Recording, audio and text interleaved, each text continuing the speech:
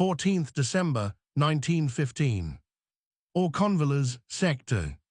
The drip landed on the Y of dearest, spreading the ink into a blue bruise that swallowed the letter whole.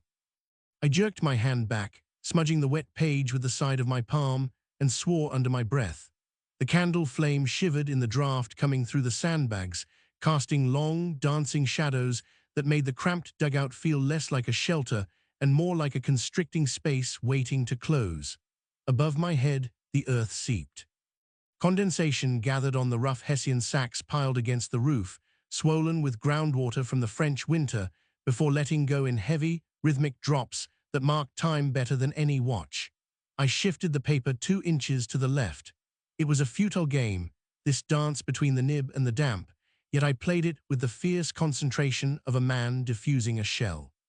"Still fighting the roof, are you?" Roland's voice came from the corner, soft and dry, contrasting sharply with the wet squelch of his boots as he moved towards the small table. He held a tin of bully beef in one hand, the metal cold and sweating in the dim light, and a knife in the other. The blade caught the candlelight, flashing briefly before disappearing into the shadows of his tunic. "It is less a fight and more a negotiation," I said, blowing gently on the wet patch. The air tasted of paraffin, wet wool, and something sweeter, cloying, that none of us named aloud. "The earth demands a tithe of every word I send to Vera." "Then let her read the water stains," Roland replied, leaning over to slice a thin sliver from the compressed block of meat. "She will know it rained. That is truth enough, surely." "She knows too much already." I dipped my pen again, the steel nib scratching against the thin, issued notepaper. It felt like writing on skin, rough and resistant. "I shall not give her the mud as well. One horror at a time is sufficient for a sister who spends her days wiping blood from strangers' faces." Roland chewed slowly, watching the flame. His face, usually so animated when discussing Keats or Shelley back at Oxford, had settled into a stillness that belonged to older men. There was a smear of grease on his chin, unnoticed. "You sanitize it too much, Eddie. Your letters read like a travelogue for a spa town, not the front line. The scenery is rugged, you write. The exercise is brisk. Better a lie that comforts than a truth that breaks her." "Is it?" Roland looked up, his eyes dark and unblinking in the gloom. "Or do you write them to convince yourself that we are merely on an extended hiking trip, rather than waiting for the whistle?" I did not answer immediately. I pressed the nib harder, forcing ink onto the fiber, watching the line form black and permanent against the grayish paper. The scratch of the pen was loud in the quiet, a tiny, aggressive sound against the muffled thud of distant artillery that vibrated through the soles of our boots. Somewhere above, a sentry coughed, a dry, hacking sound that echoed down the communication trench.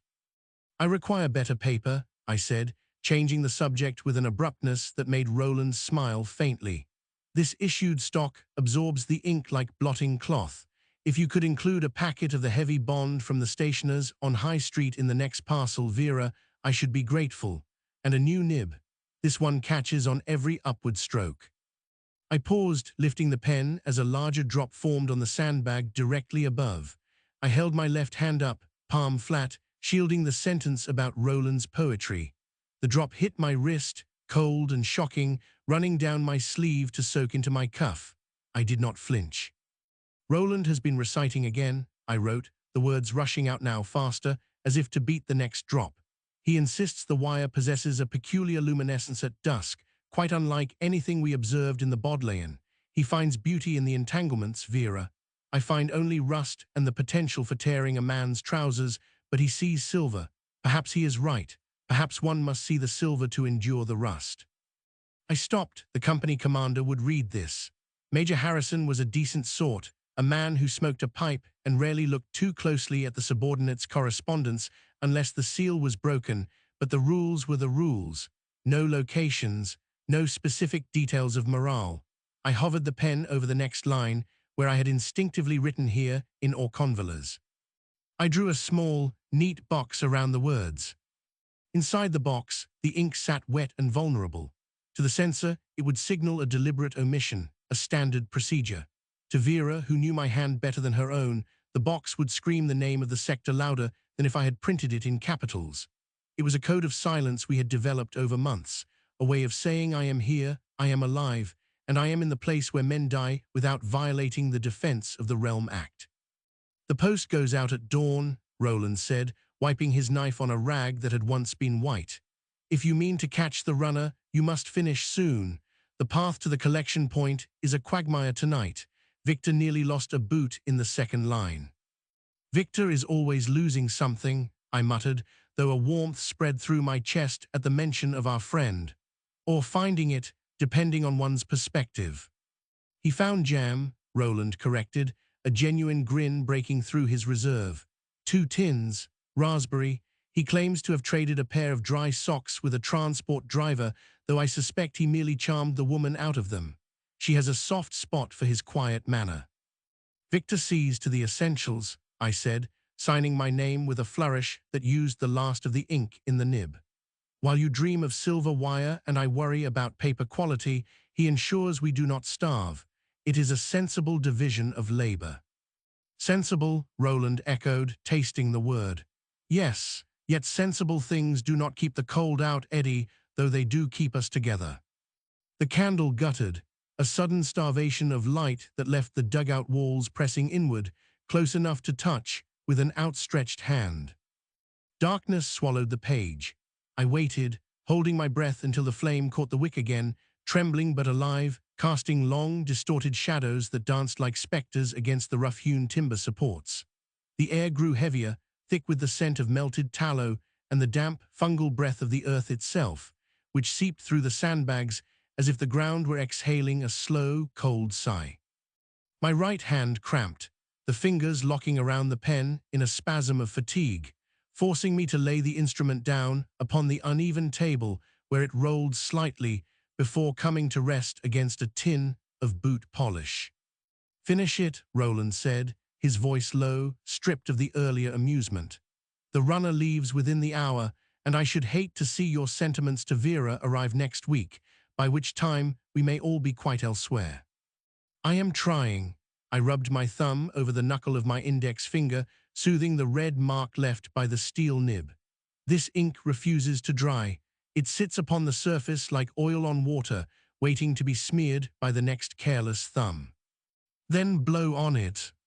I have been blowing on it for 10 minutes, Roland. It is the dampness. It hangs in the air, a visible mist that settles on everything, the paper, the uniforms, the inside of one's lungs. I picked up the pen again, dipping it into the well.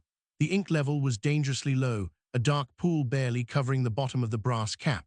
I shall have to write smaller, compress the lines, make the script so tight that only a microscope could decipher it, which might suit the censor rather well.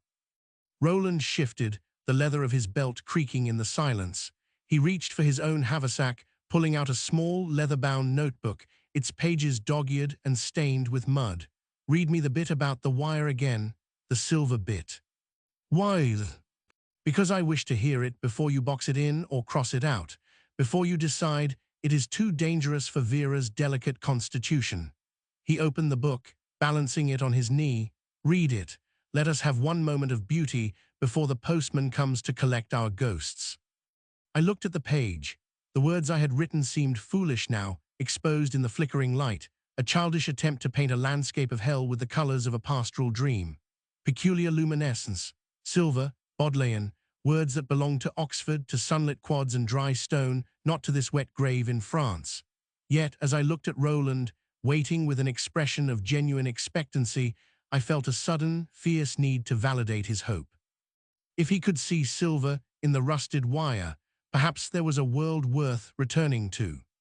He insists the wire possesses a peculiar luminescence, I read, my voice sounding thin and brittle in the enclosed space, quite unlike anything we observed in the Bodleian, though I confess the beauty is rather marred by the incessant humming of the shells.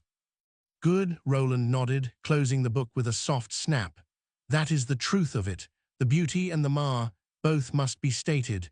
If you omit the shells, you lie. If you omit the light, you surrender. I omit nothing, I said, though we both knew it was untrue. I omitted the bodies in the no-man's land, the smell of gangrene that no amount of carbolic soap could mask, the way young privates wept for their mothers in the latrines.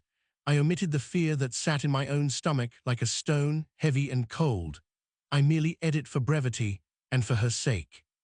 For her sake, Roland repeated, the words hanging in the air between us, heavy with unspoken agreement. He stood up, stretching his arms above his head, his joints cracking audibly. Well, the jam is secured, the poetry is recorded, and your letter is nearly dry. I suggest we make for the surface before the mud sets too hard to walk through. He moved towards the ladder that led up to the trench line, his movements fluid despite the cramped space. I watched him go, feeling a sudden pang of loss, though he was merely ascending 10 feet to the open air. It was the separation that troubled me, the knowledge that up there, under the stars and the shelling, we were targets, while down here, in this damp cellar, we were merely men writing letters. "Wait," I called out. Roland paused, 1 foot on the first rung of the ladder. "Yes." "Tell Victor," I hesitated, searching for the right words, something that conveyed gratitude without sentimentality. "Tell him the jam is appreciated, more than he can know." Roland smiled, a fleeting expression in the gloom. "I shall tell him you said it was a fair trade for the socks. He will be pleased. He worries, you know, about the rations, about the cold." "He need not worry about me." "He worries because he cares, Eddie. It is his burden." As Roland began to climb, his boots scraped against the wood. "Come along. The night is young, and the postman waits for no officer." I looked back at the letter. The ink had finally settled, the letters dark and distinct against the grey paper. The box around Auchonvillers looked stark, a small cage for a dangerous truth. I folded the sheet carefully, aligning the edges with precise movements, then slipped it into the envelope provided by the Army Postal Service. I licked the flap, the taste of the glue bitter and chemical on my tongue, and sealed it tight. Outside, the wind picked up, whistling through the gaps in the sandbags, a high, lonely sound that mimicked the cry of a wounded bird. I extinguished the candle, plunging the dugout into darkness, and fumbled for my cap. The mud awaited. The post awaited. And somewhere beyond the wire, in a house in London, Vera would wait for this letter, reading the words I had written, seeing the box I had drawn, and understanding everything I had left unsaid. I climbed the ladder, following Roland into the night. The nib caught on a fiber, tearing a small jagged wound in the paper. I held my breath, waiting for the ink to bleed through the tear and ruin the sheet, but it held, dark and stubborn. Above me, a bead of condensation gathered on the sandbag ceiling, swelling until gravity claimed it. The drop fell. I shifted my left hand, palm open, intercepting the water before it could strike the page. Cold seeped through my glove. "Steady." Roland's voice drifted from the shadows near the ration table. He was peeling the label from a tin of bully beef, the metal resisting his knife with a sharp screech that set my teeth on edge. I did not look up. To look was to invite the tremor back into my fingers, and I had only 3 sheets left from this month's allowance. "The pen is useless," I said. "It scratches like a spade on gravel. I cannot write to Vera with this instrument. It makes every sentence sound like a command." "Use the pencil." "Pencil smudges. She will think I wrote this in the dark whilst running from a barrage. I will not have her imagine me cowardly." I dipped the nib again, scraping the excess against the rim of the well. The ink level was perilously low, a dark pool barely covering the bottom of the brass cap. I need a new nib, and paper, thick stock, the sort that absorbs the ink rather than letting it sit upon the surface like oil on water. Roland struck a match. The flare illuminated his face for a second, highlighting the exhaustion around his eyes before he lit the stub of candle beside me. "Put it in the letter. Your mother can post a parcel." "She sends parcels, they arrive empty. The string is cut, the paper stolen by quartermasters who value wrapping more than words." I pressed the pen down, forcing the ink to flow. "My dearest Vera." The letters looked thin, starved. "I shall request it regardless. If the parcel arrives, good. If it does not, at least she knows I tried to maintain standards." I wrote for 10 minutes. The dugout air hung heavy, a mixture of wet wool, paraffin, and the underlying sweet rot scent that no amount of carbolic soap could mask. It was the smell of the no-man's land beyond the parapet, drifting down through the ventilation shafts, settling on our tongues. I tried to ignore it. Vera could not smell this. She sat in a London drawing room, surrounded by dry books and clean linens. My duty was to keep the rot out of the envelope. I hope the term is treating you kindly. A lie, the term was over, and though we were in the mud, term sounded like Oxford while mud sounded like defeat. Read it to me. I paused. It is not finished. Read what you have, before you decide it is too dangerous for her delicate constitution. Roland leaned forward, resting his elbows on his knees, the knife still in his hand. Let us have one moment of truth before the censor comes to collect his tithe. I looked at the page. The words seemed foolish now, exposed in the flickering light. Peculiar luminescence, silver, words that belonged to sunlit quads, not to this wet grave in France. Yet, as I looked at Roland, waiting with an expression of genuine expectancy, I felt a sudden, fierce need to validate his hope. If he could see silver in the rusted wire, perhaps there was a world worth returning to. I wrote that the wire possesses a peculiar luminescence at dusk, I said, my voice sounding thin in the enclosed space. Quite unlike anything we observed in the Bodleian, though I confess the beauty is rather marred by the incessant humming of the shells.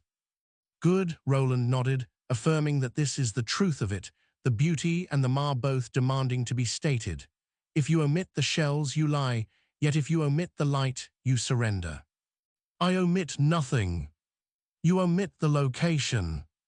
I looked down at the page, Auchonvillers. The ink was still wet. I could cross it out, but crossing it out drew attention. It highlighted the secret. Instead, I drew a small box around the word, a neat rectangular cage. To the company commander, it would look like a correction. To Vera, who knew my handwriting better than I did, it would signal that I was there in the thick of it, but forbidden to say. There, I said, she will see the box. She will see the box, Roland agreed, rising until the leather of his belt creaked. And she will worry, yet she will not write to the War Office demanding answers, for that is the balance we strike. Enough truth to satisfy her intellect, enough omission to satisfy the defense of the Realm Act. I merely edit for brevity, and for her sake. For her sake, Roland repeated. The words hung in the air between us, heavy with unspoken agreement. He walked over to the map table, tracing a finger along a contour line that meant nothing to us, but meant death to the men who would walk over it tomorrow. Victor has been busy. Victor is always busy. He has secured jam, extra rations, for Tuesday. I stopped writing. The pen hovered over the paper, a drop of ink gathering at the tip, threatening to fall. Jam on Tuesday. So he says, the mule train arrived an hour ago, stuck in the mud near the second line, but they got through. Roland turned back to me, a faint smile touching his lips. He says it is a fair trade for the socks you sent him last week. He claims your knitting is superior to the army issue. My sister does not knit. Then Victor is lying, but he is lying to make you feel useful. Roland picked up his cap, brushing the dirt from the brim. I suggest we make for the surface before the mud sets too hard to walk through. The postman waits for no officer. I looked back at the letter. The ink had finally settled, the letters dark and distinct against the grey paper. The box around Auchonvillers looked stark. I folded the sheet carefully, aligning the edges with precise movements, then slipped it into the envelope provided by the Army Postal Service. I licked the flap, the taste of the glue bitter and chemical on my tongue, and sealed it tight. Tell Victor, I hesitated, searching for the right words, something that conveyed gratitude without sentimentality. Tell him the jam is appreciated, more than he can know. I shall tell him. Roland moved towards the ladder. Come along, the night is young. Outside, the wind picked up, whistling through the gaps in the sandbags. I extinguished the candle. The darkness rushed in, immediate and absolute. I fumbled for my cap. The mud awaited. The post awaited. And somewhere beyond the wire, in a house in London, Vera would wait for this letter, reading the words I had written, seeing the box I had drawn, and understanding everything I had left unsaid. I climbed the ladder, following Roland into the night. The nib scratched against the paper, a dry, rasping sound that seemed too loud in the cramped dugout. Ink resisted the cold. It thickened in the well, reluctant to flow onto the page where Vera's name waited in the upper corner. Roland paused, holding the pen over the sheet while his breath plumed white in the air, dissipating slowly like smoke from an extinguished match. Opposite him, Edward sat hunched over his own correspondence, the knife still gripped in his right hand. Let us have one moment of truth before the censor comes to collect his tithe. Edward's voice was low, rough with fatigue. Roland looked down at his draft. The words seemed foolish now, exposed in the flickering light of the single candle that fought against the damp seeping through the sandbags. Peculiar luminescence, silver, phrases that belonged to sunlit quads and the Bodleian's high windows, not to this wet grave in France where the mud swallowed men whole. Yet, as he glanced at Edward, waiting with an expression of genuine expectancy, Roland felt a sudden, fierce need to validate his own hope.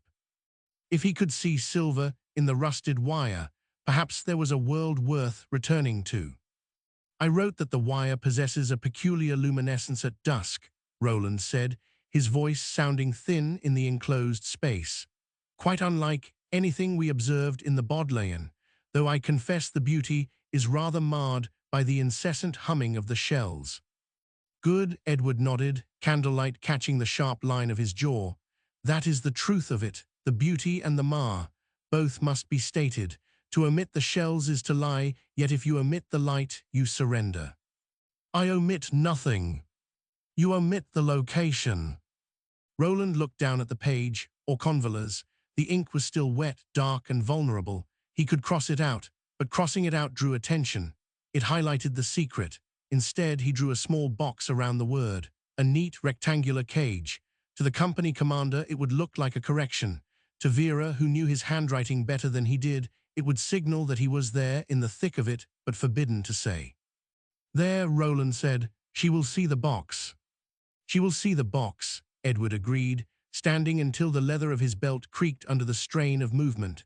She will worry, yet she will not write to the War Office demanding answers. That is the balance we strike, enough truth to satisfy her intellect, enough omission to satisfy the defense of the Realm Act. I merely edit for brevity and for her sake. For her sake, Edward repeated.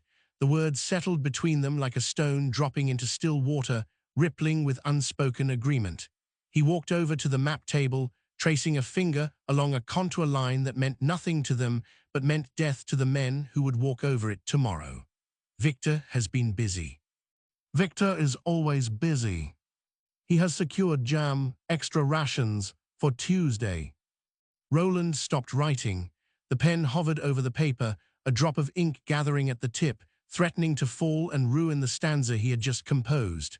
Jam on Tuesday.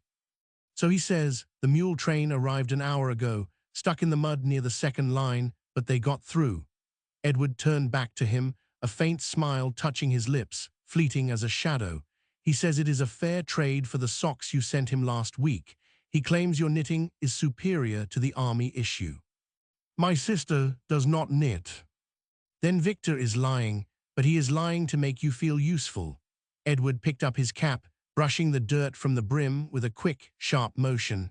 I suggest we make for the surface before the mud sets too hard to walk through. The postman waits for no officer. Roland looked back at the letter. The ink had finally settled, the letters dark and distinct against the grey paper. The box around Auchonvillers looked stark, a small prison for a place name. He folded the sheet carefully, aligning the edges with precise movements, then slipped it into the envelope provided by the Army Postal Service. He licked the flap, the taste of the glue bitter and chemical on his tongue, and sealed it tight. Tell Victor, Roland hesitated, searching for the right words, something that conveyed gratitude without sentimentality. Tell him the jam is appreciated, more than he can know. I shall tell him.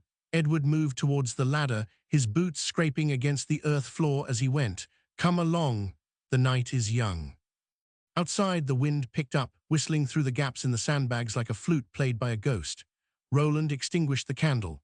The darkness rushed in, immediate and absolute, pressing against his eyes. He fumbled for his cap, the wool damp and cold in his hands. The mud awaited. The poster waited. And somewhere beyond the wire in a house in London, Vera would wait for this letter, reading the words he had written, seeing the box he had drawn, and understanding everything he had left unsaid. He climbed the ladder, following Edward into the night. The air above ground hit him like a physical blow, cold and sharp, with the smell of cordite and wet earth. Somewhere in the distance, A shell screamed overhead, trailing fire towards the German lines. Roland tightened his grip on the envelope in his pocket. It felt thin, insignificant, yet it carried everything he was. "Keep your head down," Edward called from the trench wall, his silhouette barely visible against the starlight. Roland stepped forward, his boots sinking into the slick clay. He thought of the poem enclosed within the envelope, the verses that spoke of beauty amidst the ruin. He wondered if Vera would read it and see the fear hidden between the lines, or if she would only see the romance he had painted over the horror. It did not matter. The letter was gone from him now. It belonged to the post, to the censor, to the sea, to her. He walked towards the communication trench, the mud sucking at his heels with every step. A flare went up over no man's land, bathing the wire in that peculiar silver light he had described, stark and terrible and beautiful. For a second, the shadows lengthened, stretching out like grasping fingers. Then the flare died. Darkness returned. Constraint check, never more than 2 short sentences in a row. Original. 1. Roland moved on, towards the depot where the mail bags waited. Medium long. 2. He touched his pocket again. Short. 3. Empty now. Very short. 4. The letter was on its way. Medium. I need to rearrange the rhythm. The mud surrendered his boot with a wet slap, then claimed it again. Roland lifted his foot, heavy with clay, and placed it down on the duckboard. Wood groaned under the weight. Somewhere to the left, a rat scrabbled over a sandbag, nails clicking like knitting needles against the hessian. He did not look. The darkness pressed against his eyes, thick and suffocating, broken only by the occasional flare that turned the trench walls into jagged silhouettes of blood and shadow. He reached the field post office dugout 10 minutes later. A candle burned inside, protected by a glass chimney that glowed like a trapped firefly. The corporal sat behind a ration box, stamps arranged in neat rows before him like soldiers on parade. He looked up as Roland entered, his face gray with fatigue, eyes rimmed with the red dust of the line. "Post, sir." Roland nodded, reaching into his tunic until his fingers brushed the envelope and then stopped, for it was gone. He had placed it in the bag near the entrance, the one marked outgoing. The motion returned to him now, an automatic drop as he passed the sack while his mind was already elsewhere. It was a foolish error to leave it unsealed in the bag before the censor had seen it. "Wait," Roland said. He turned back to the entrance where the bag sat on a crate, its canvas mouth gaping. After retrieving the envelope, he saw the wax seal was intact. He had not given it to the corporal yet, though the memory played tricks, suggesting a task completed when it was merely begun. He handed the letter over. The corporal took it, holding it up to the candlelight while running a thumb over the box drawn around Auchonvillers. "This marked out, sir." "A correction," Roland said, "merely a correction." The corporal turned the envelope over and opened the flap, making Roland flinch with a sharp intake of muscle against his ribs. Though the Defense of the Realm Act granted them the right to inspect content, to read the private thoughts of men who might not return, the action still felt invasive. The corporal pulled out the sheet of paper, scanning the lines while his lips moved silently. He paused at the stanza about the stars, then looked at the box again. "Stars don't have locations," the corporal said. "No, and wire does. It is a poetic device." The corporal held his gaze for a moment, then folded the letter. He slid it back into the envelope. He licked a stamp and pressed it onto the corner, the image of the king's profile stark in white against the brown paper. He pushed it across the box. "Move along, sir. The bag closes at midnight." Roland took the letter. He did not put it in the bag this time. He kept it in his hand. He walked out of the dugout and into the trench. The wind had dropped, leaving the air still and cold. He stopped by the parapet, leaning against the wet earth. He pulled a smaller piece of paper from his pocket. This was the draft, the original. The ink here was smudged where his thumb had rested too long. He held it close to the dim light filtering from the dugout behind him.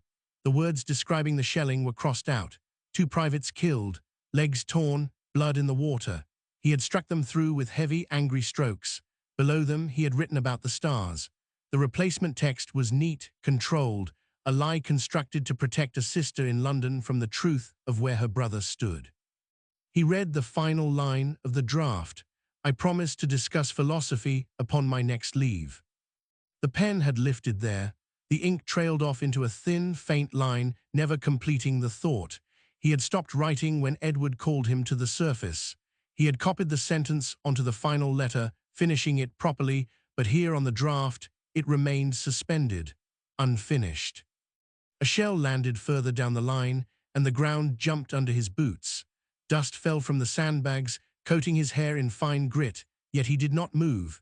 He folded the draft paper, which was small, no larger than a playing card. Slipping it into his waistcoat pocket next to his watch, he felt the metal cold against his skin. Edward was waiting near the communication trench. Roland could see the glow of his cigarette in the darkness, a tiny orange eye blinking in the gloom. He pushed off the parapet and walked towards him. The mud sucked at his heels, reluctant to let him pass. He thought of Vera reading the letter.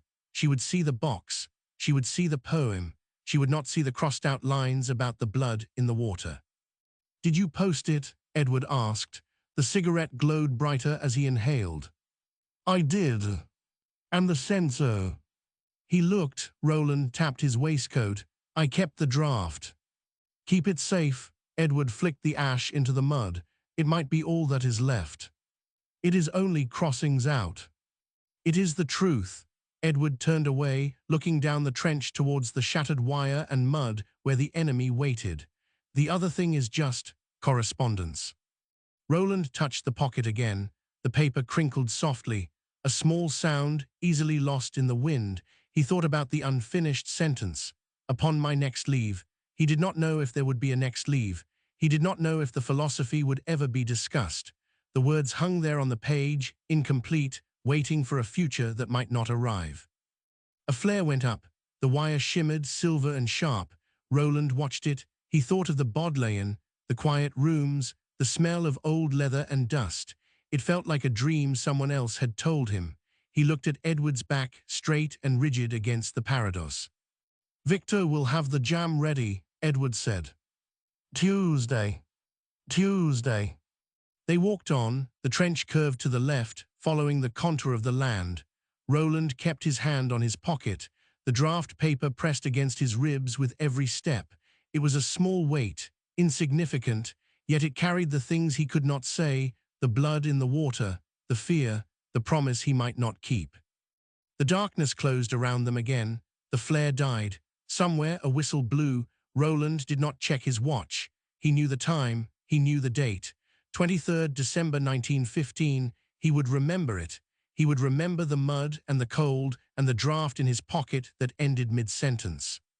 "Keep your head down," Edward said again. Roland nodded, stepping over a sandbag until his boot slipped. He caught himself on the wall, hand grasping the wet Hessian, then straightened up to walk on. The letter was in the bag now, the draft in his pocket, and the war waited in the dark. The mud held his boot for a heartbeat longer than comfort allowed, a wet, sucking kiss that threatened to pull the sole entirely from the leather before releasing him with a slick squelch. Roland stumbled, caught his balance against the revetment, and felt the rough Hessian scrape the palm of his glove. Dust from the earlier near-miss coated his tongue, gritty and dry, tasting of chalk and something copper-sharp that lingered despite the cold air. He spat into the darkness, the glob landing silently in the slurry at his feet. "Steady," Edward said, not turning. His voice was low, stripped of the warmth that usually softened his Oxford vowels when they sat in the mess, with a decanter of port between them. Here, the tone was functional, a tool used to keep men moving when their legs wished to lock and their minds to wander back to warm libraries and dry socks. "The ground is foul near the sump." "I am aware." Roland adjusted the lapel of his greatcoat, his fingers brushing the waistcoat beneath where the folded draft lay hidden against his ribs. The paper felt warm now, heated by his own body, a strange, living thing nestled next to his heart. It was a secret weight, heavier than the Webley revolver hanging from his belt, heavier than the responsibility of the platoon sleeping in the dugouts behind them. Merely a slip. A slip gets you killed, just as dead as a bullet if you fall into the water. Edward stopped by a support bay, leaning his shoulder against the wet earth wall. He struck a match, the flare of sulfur bright and sudden in the gloom, illuminating the deep lines of exhaustion carved around his eyes. He cupped his hands around the flame, shielding it from the draft that whispered through the trench like a restless spirit seeking entry. We are 10 yards from the German line, Roland. They can hear a boot-lace drag. They can hear a heartbeat, I suspect. Roland stepped into the shelter of the bay, out of the direct wind. The smell here was different, concentrated, wet wool, stale tobacco, the sweet-rot odor of a latrine bucket that had not been emptied since dawn, and beneath it all, the faint, cloying scent of unburied flesh from no man's land that no amount of chloride of lime could ever truly mask. He leaned back, closing his eyes for a second. Did you mean it? About the truth? Edward blew out the match. Smoke curled up, grey and thin, vanishing into the blackness above the parapet. Which part? The draft, the crossings out. Roland tapped his chest again, a gesture so small it seemed almost shy. You said the letter was just correspondence, that the draft was the truth. I said it carried the things you could not send. Edward shifted his weight, his boots scraping against a loose brick. Vera does not need to know about the legs. She does not need to see the water running red in the ditch behind the wire. She reads the papers. She knows what war is. She knows the version the newspapers print, the glorious charge, the heroic sacrifice. Edward's voice hardened, an edge of steel entering the tone that made Roland straighten his spine instinctively. She does not know that Privates Miller and Evans did not die heroically.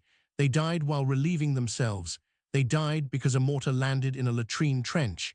There is no poetry in that, Roland, only filth. Roland flinched. The image rose unbidden, vivid and terrible. The twisted limbs, the shock on Miller's face before the darkness took him, the way the water had turned pink then deep crimson, swirling with the waste. He had crossed it out. He had taken his pen and drawn thick black bars over the reality, replacing it with stars and winter constellations and a lie about luminescence. He had done it to protect her, to keep the image of him in her mind untarnished by the butchery of the Flanders mud. It was a kindness, Roland said, though the words felt hollow in his mouth, tasting of ash. It was a necessity. Edward pushed off the wall, resuming his walk towards the officer's dugout. If she knew the whole of it, she would never sleep again. None of them would. We carry it so they do not have to. And who carries it for us? Edward did not answer immediately. He walked on, his silhouette dark against the slightly lighter grey of the trench wall. A rat scuttled across the duckboards, pausing to sniff at a discarded tin before darting into a hole in the sandbag wall. The silence stretched, filled only by the distant, rhythmic thump of artillery firing miles away, a sound so constant it had become the background noise of their existence, like the ticking of a clock in a quiet room. Victor, Edward said finally. Victor carries the jam, he carries the rosters, he carries the knowledge of who is too frightened to sleep and who is too tired to wake. He stopped at the entrance to the dugout, where a faint yellow glow spilled out from within, casting long, dancing shadows against the sandbags. And I carry the orders, you, it seems, carry the poetry. It feels like a burden sometimes, to make it beautiful. Then do not make it beautiful, make it true, for yourself. Edward turned, his face half lit by the candlelight from inside. But keep the blood out of the letters. That is my order, subaltern, as your company commander. Roland nodded. The command sat heavily on his shoulders, a duty as binding as any tactical instruction. Understood, sir. Good. Edward ducked into the dugout, the flap of the canvas door swinging shut behind him, cutting off the light and leaving Roland alone in the dim corridor. Come in. Victor has the tea. It is likely stewed, but it is hot. Roland lingered for a moment in the darkness. He placed his hand over his pocket again, feeling the crisp edge of the paper through the wool. Upon my next leave, the unfinished sentence, the promise hanging in the air, suspended like the dust motes in the candlelight. He thought of Vera sitting in the drawing room at Buxton, the fire crackling, the paper smooth and clean under her fingers. She would read the poem. She would smile at the reference to the stars. She would not know that the stars were the only clean thing left in France.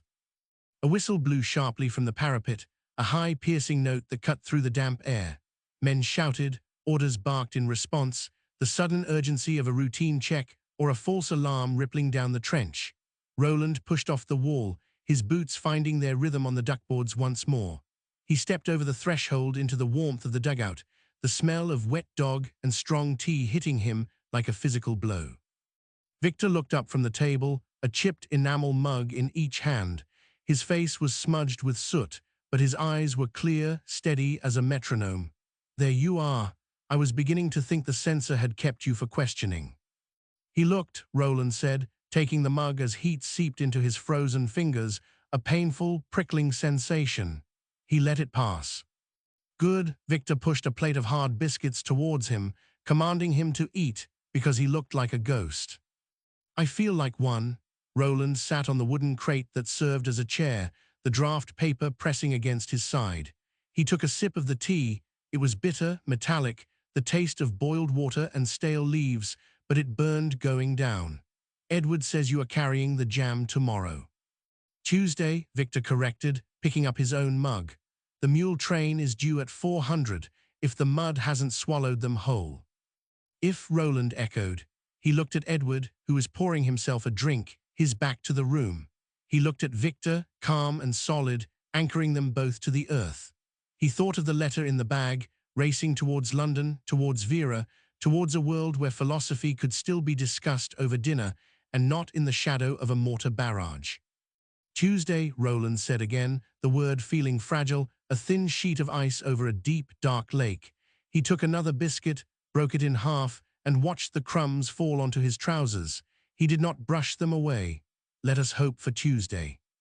Edward turned, raising his mug in a silent toast. The candlelight flickered in his eyes, masking whatever thought lay behind them. "To Tuesday," he said. Roland raised his mug. The china clinked against Edward's, a small, sharp sound in the cramped space. "To Tuesday."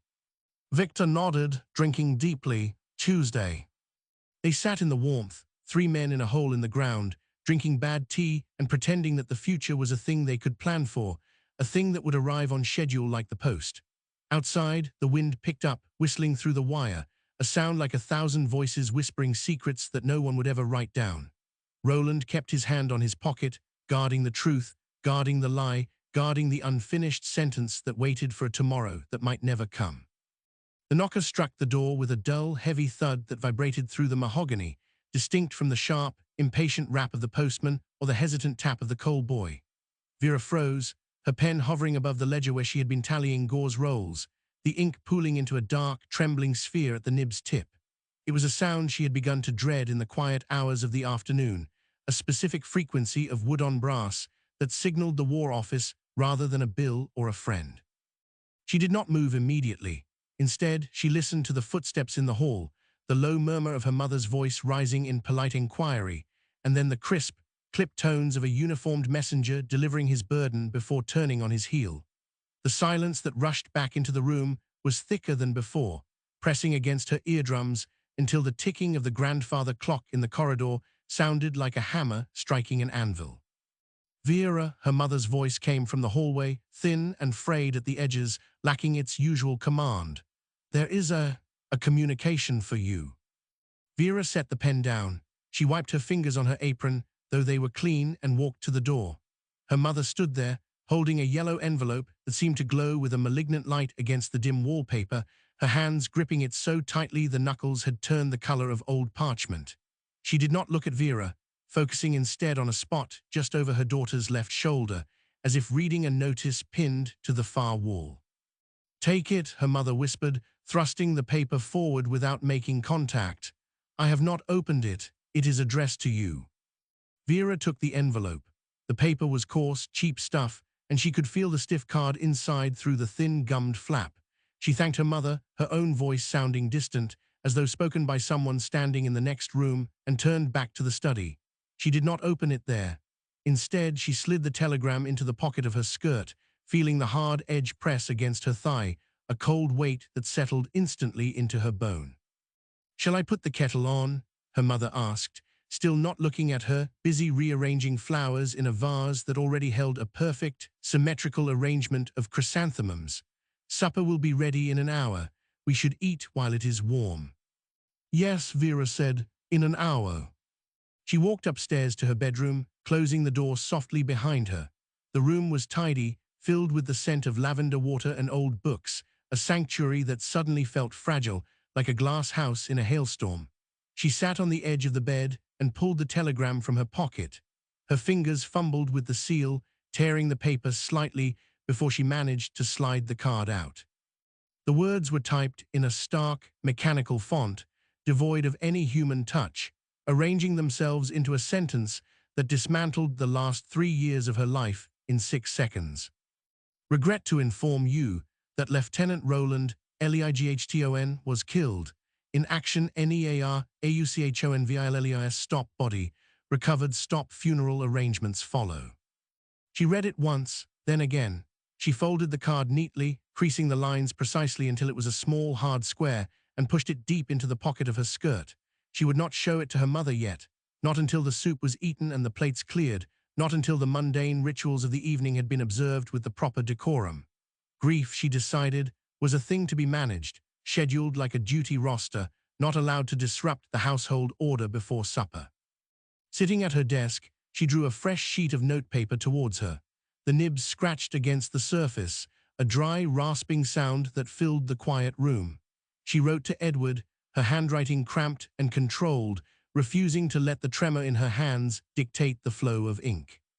Dearest Ed, I have commenced my duties at the hospital today. The work is exhausting but necessary, and I find a strange comfort in the routine of it.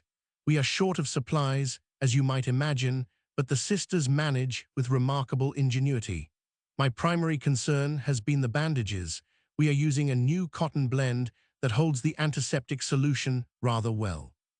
It is a peculiar shade of cream, almost ivory, which stains a dark russet when soaked, though I try not to dwell on the cause of the staining. One must focus on the utility of the material, the way it binds and supports, rather than the wounds it conceals. To look too closely at the injury is to invite a despair that serves no purpose in the ward. She paused, lifting the pen. The image of Roland's face flashed in her mind, unbidden and vivid, smiling that lopsided smile he reserved for moments of particular absurdity. She pushed it down, forcing her attention back to the paper, to the safety of the mundane. I'm returning the draft of Roland's poem you sent last week. I have made a few annotations in the margin regarding the meter in the second stanza. I felt the rhythm stumbled slightly where he attempted to describe the dusk.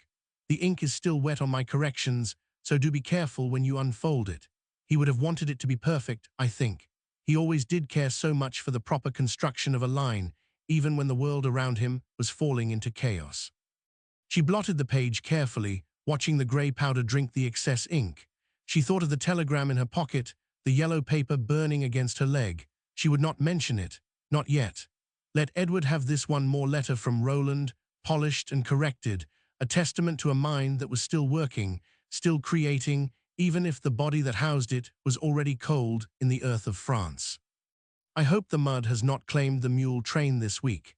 Victor wrote that he had secured the jam for Tuesday, and I should hate for his efforts to be wasted. Give him my love, and tell him to keep his head down. We shall speak of more pleasant things when you are next on leave. Your loving sister, Vera. She folded the letter, sealing it with wax that cracked slightly as she pressed the signet ring into it. She reached for the poem draft, her fingers brushing the pages Roland had touched. In the margin, her pencil mark stood out grey and sharp against his looping script. Too heavy here, she had written. Lighten the step. Irony bit at her, sharp and metallic, but she ignored it, placing the poem inside the envelope with her letter. Standing before the mirror, she adjusted her collar. The white linen was stiff and clean, a stark contrast to the grey day outside. She rolled down the sleeve of her uniform, checking the fit. Beneath the white cotton, wrapped tight around her upper arm, was a band of black crepe. It was invisible to the casual observer, hidden by the fabric, but she could feel its pressure, a constant, tight reminder against her skin. She raised her arm to reach for her hat, and for a fleeting second, the black band shifted, visible only to herself in the glass, a secret mourning worn beneath the guise of duty. She picked up her bag, the envelope inside heavy with words that would travel slowly towards a front line that consumed men faster than the post could reach them. The knocker sounded again downstairs, a normal rap this time, perhaps the coal, but Vera flinched nonetheless, her hand going instinctively to her pocket where the yellow card lay folded. She took a breath, steadying herself, and walked towards the door, ready to descend the stairs and face the supper table, carrying the silence with her like a loaded weapon. The yellow card burned against her hip, a sharp corner pressing into the thigh with every step down the staircase. Vera kept her hand near the pocket, fingers brushing the wool of her skirt to ensure the paper remained concealed beneath the fold. The dining room door stood ajar, spilling a wedge of gaslight onto the runner, and the smell of boiled beef drifted out, heavy and greasy in the cold hallway. She paused on the bottom step, drawing a breath that did not quite fill her lungs, before pushing the door open. Her mother sat at the head of the table, hands folded around a teacup that had long since gone cold.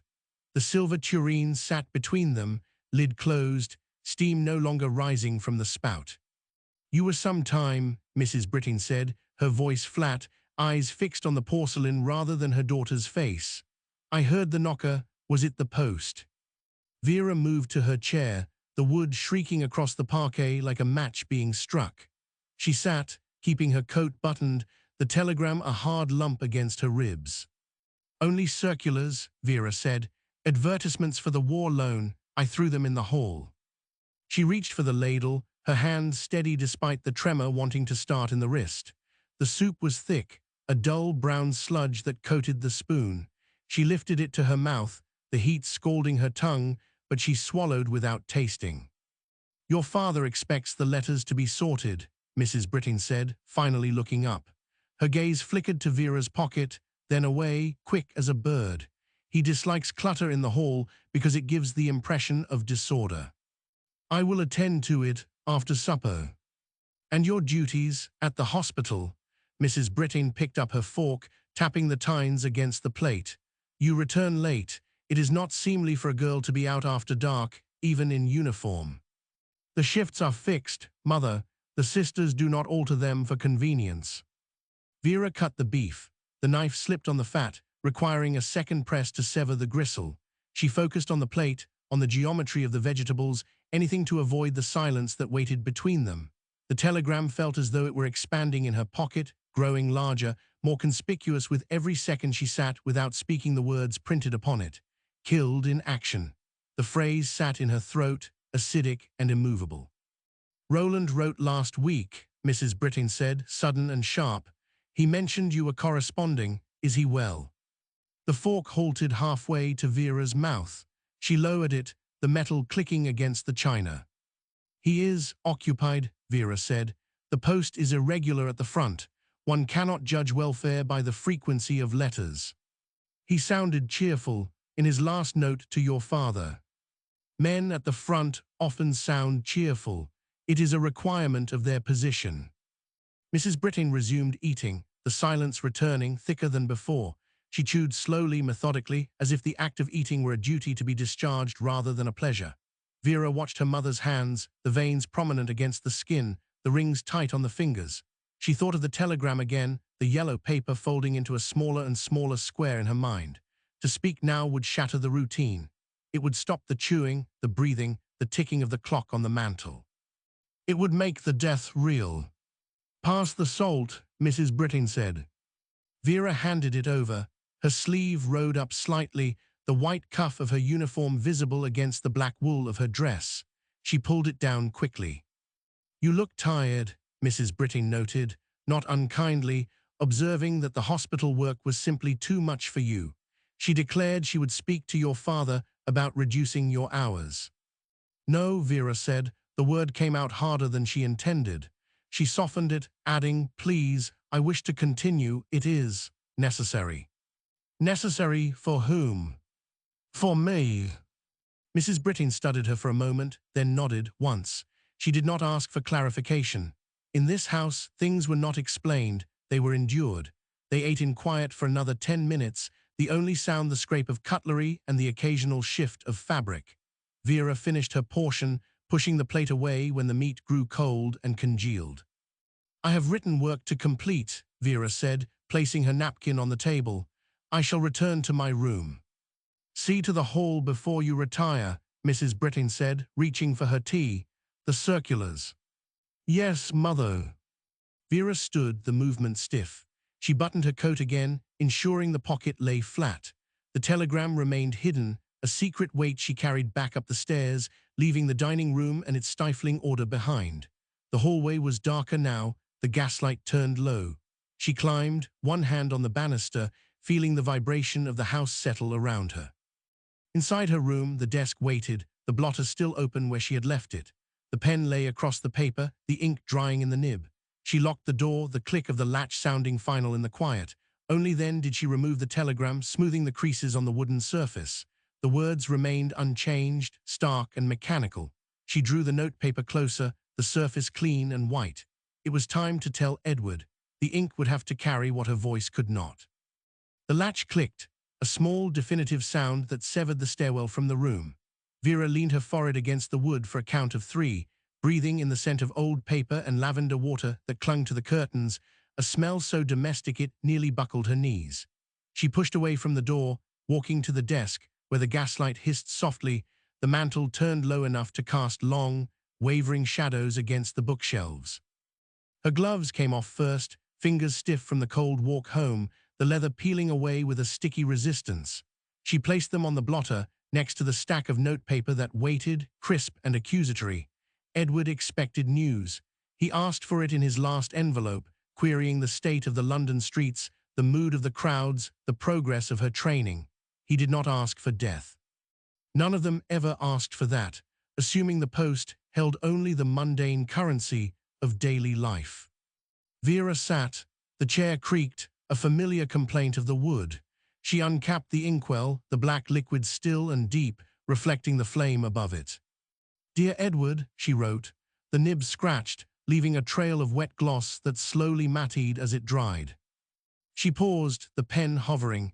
To write of Roland now would be to break the seal too soon. The telegram burned in her pocket, a physical weight against her hip, but the letter required a different architecture. She dipped the nib again. "The hospital duties are consuming," she scripted, the lie forming smoothly. "We spend hours preparing the wards. The bandages are the primary concern. They must be boiled until they possess a specific shade of white, neither gray nor yellow, but stark as snow. Sister says anything less suggests impurity. I find myself staring at the linen for 20 minutes at a time, ensuring the bleach has taken hold, while the orderlies wait with their trays." It was true, technically. She had spent the afternoon folding cloth. The blood would come later, once the fabric was ready to receive it. Vera stopped writing, her hand cramping slightly.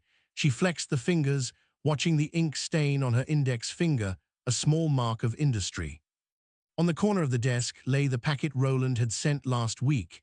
The envelope was open, the contents spread out. A poem. The return. He had asked for her critique, trusting her eye for meter more than his own. She pulled the sheet closer, the paper thin and creased from travel. "The wire possesses a peculiar luminescence," she read aloud, her voice low in the quiet room, "quite unlike anything we observed in the Bodleian." The words settled like dust on a closed casket, ordinary syllables that now carried the weight of a tombstone. She picked up a pencil, the graphite sharp. He had marked a stanza in the margin, uncertain of the rhyme scheme, sacrifice and life. It was too neat, too resolved. "No," she whispered.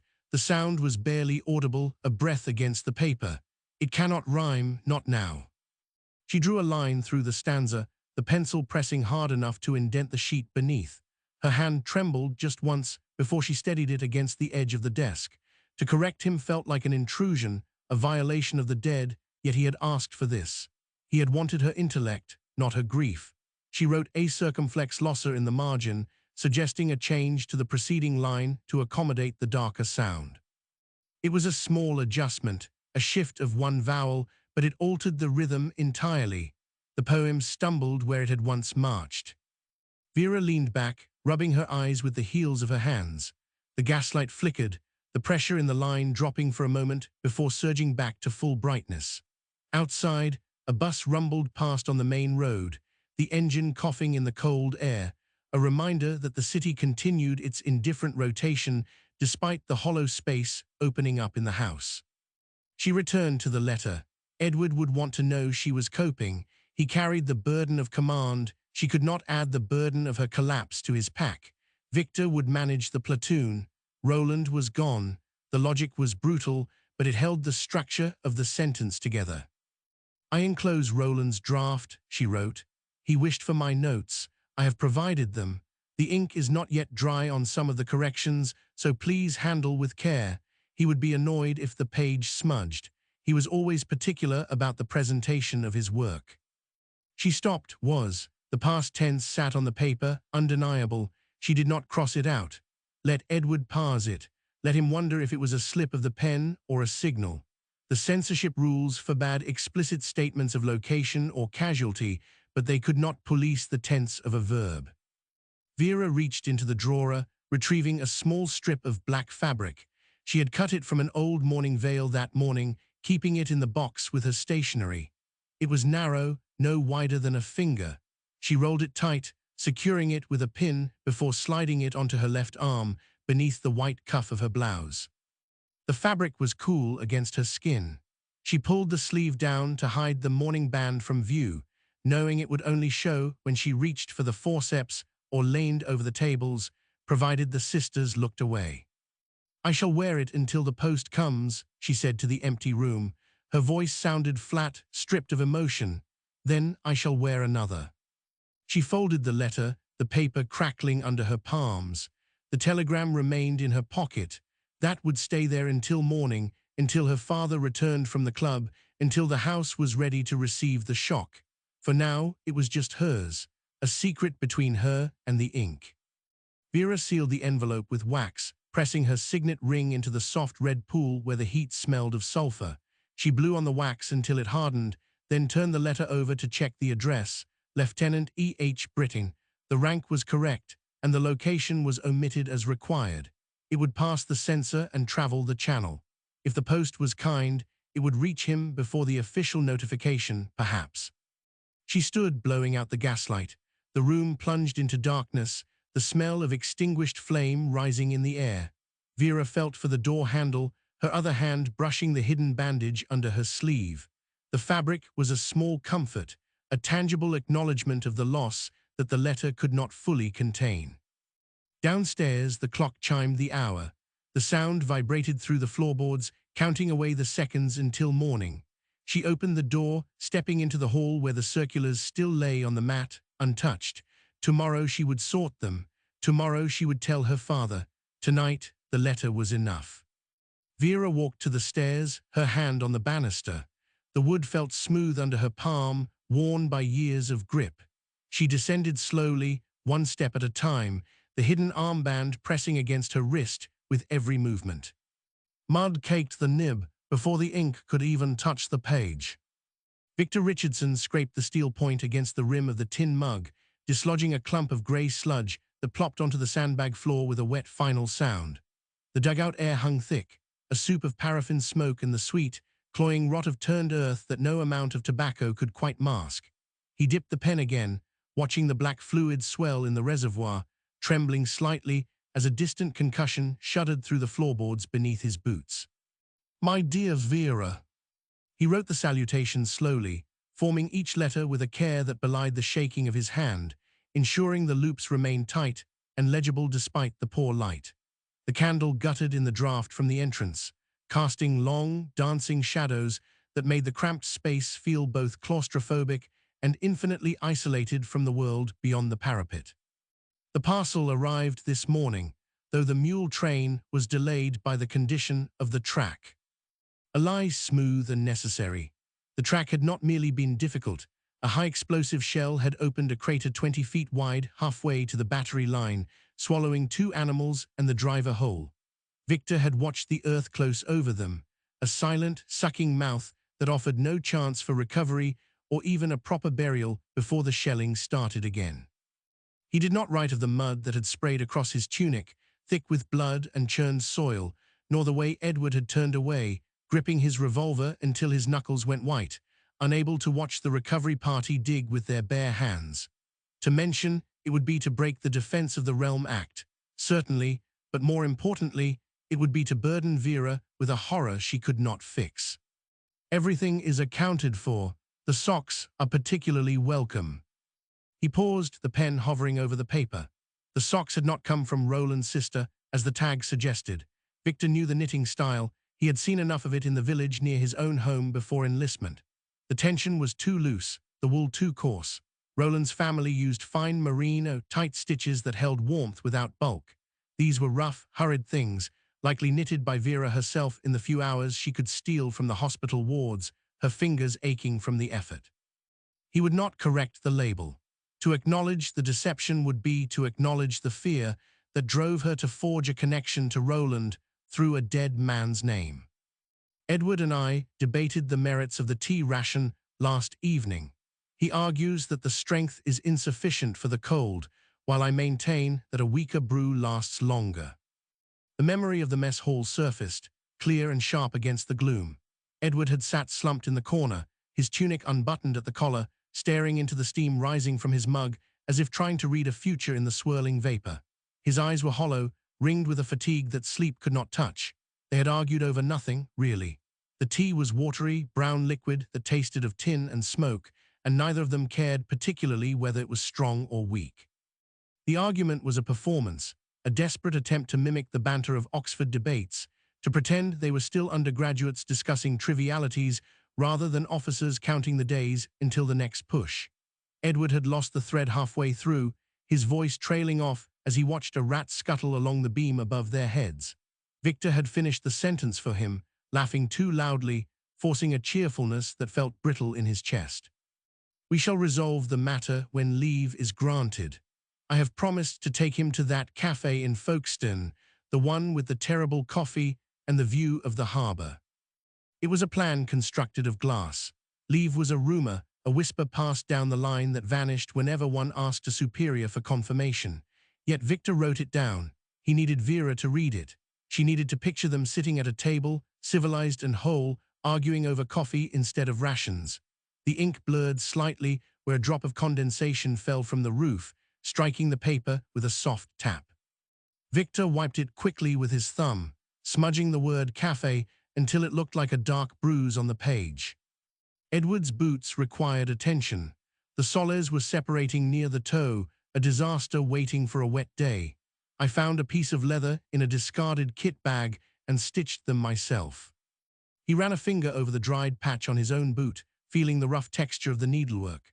The leather was stiff, taken from a dead man's pack found in the reserve trench, nameless and unclaimed. Victor had spent 2 hours by candlelight, threading the waxed cord through the heavy hide, his fingers numb and clumsy. Edward had not noticed the source of the material. He had only thanked Victor for the dry feet, pulling the boots on with a sigh of relief that sounded almost like pain.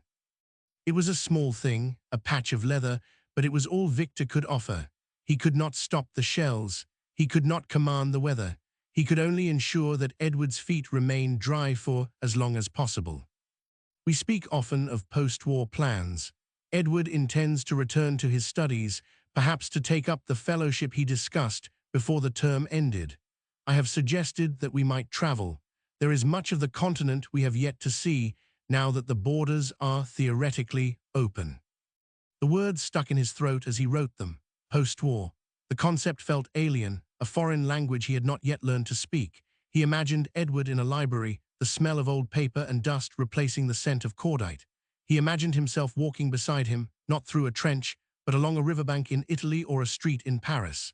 It was a future that belonged to other men, men who had not signed up in 1914 with a sense of duty that now felt like a noose. But Vera needed the image. She needed to know that her brother had something to return to, a life waiting on the other side of the wire.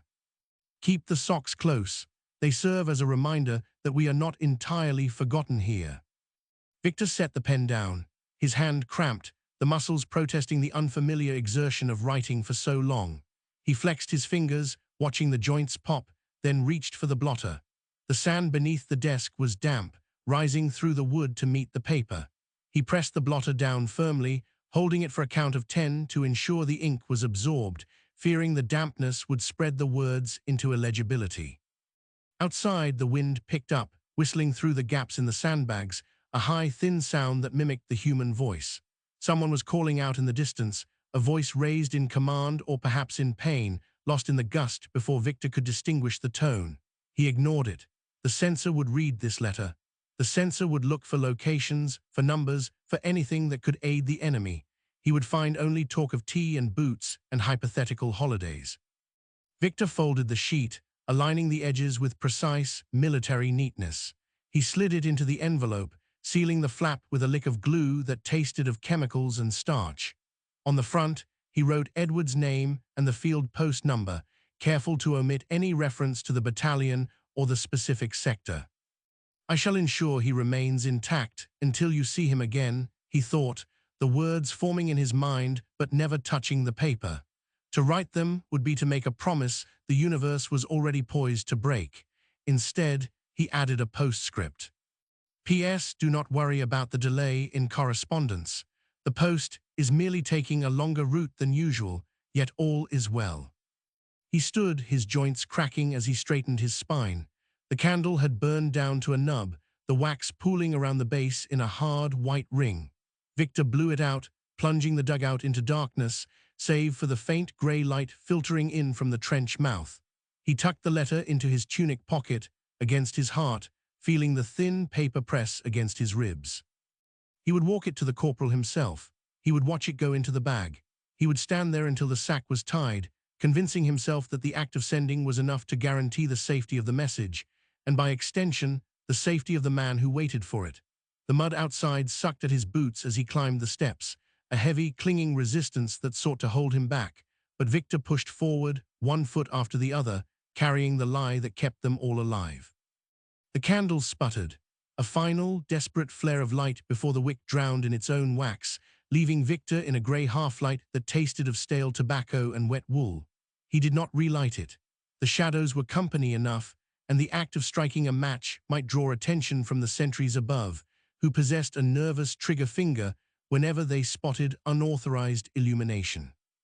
Instead, he leaned closer to the paper, squinting until the inked lines blurred into a single, dark river flowing down the page.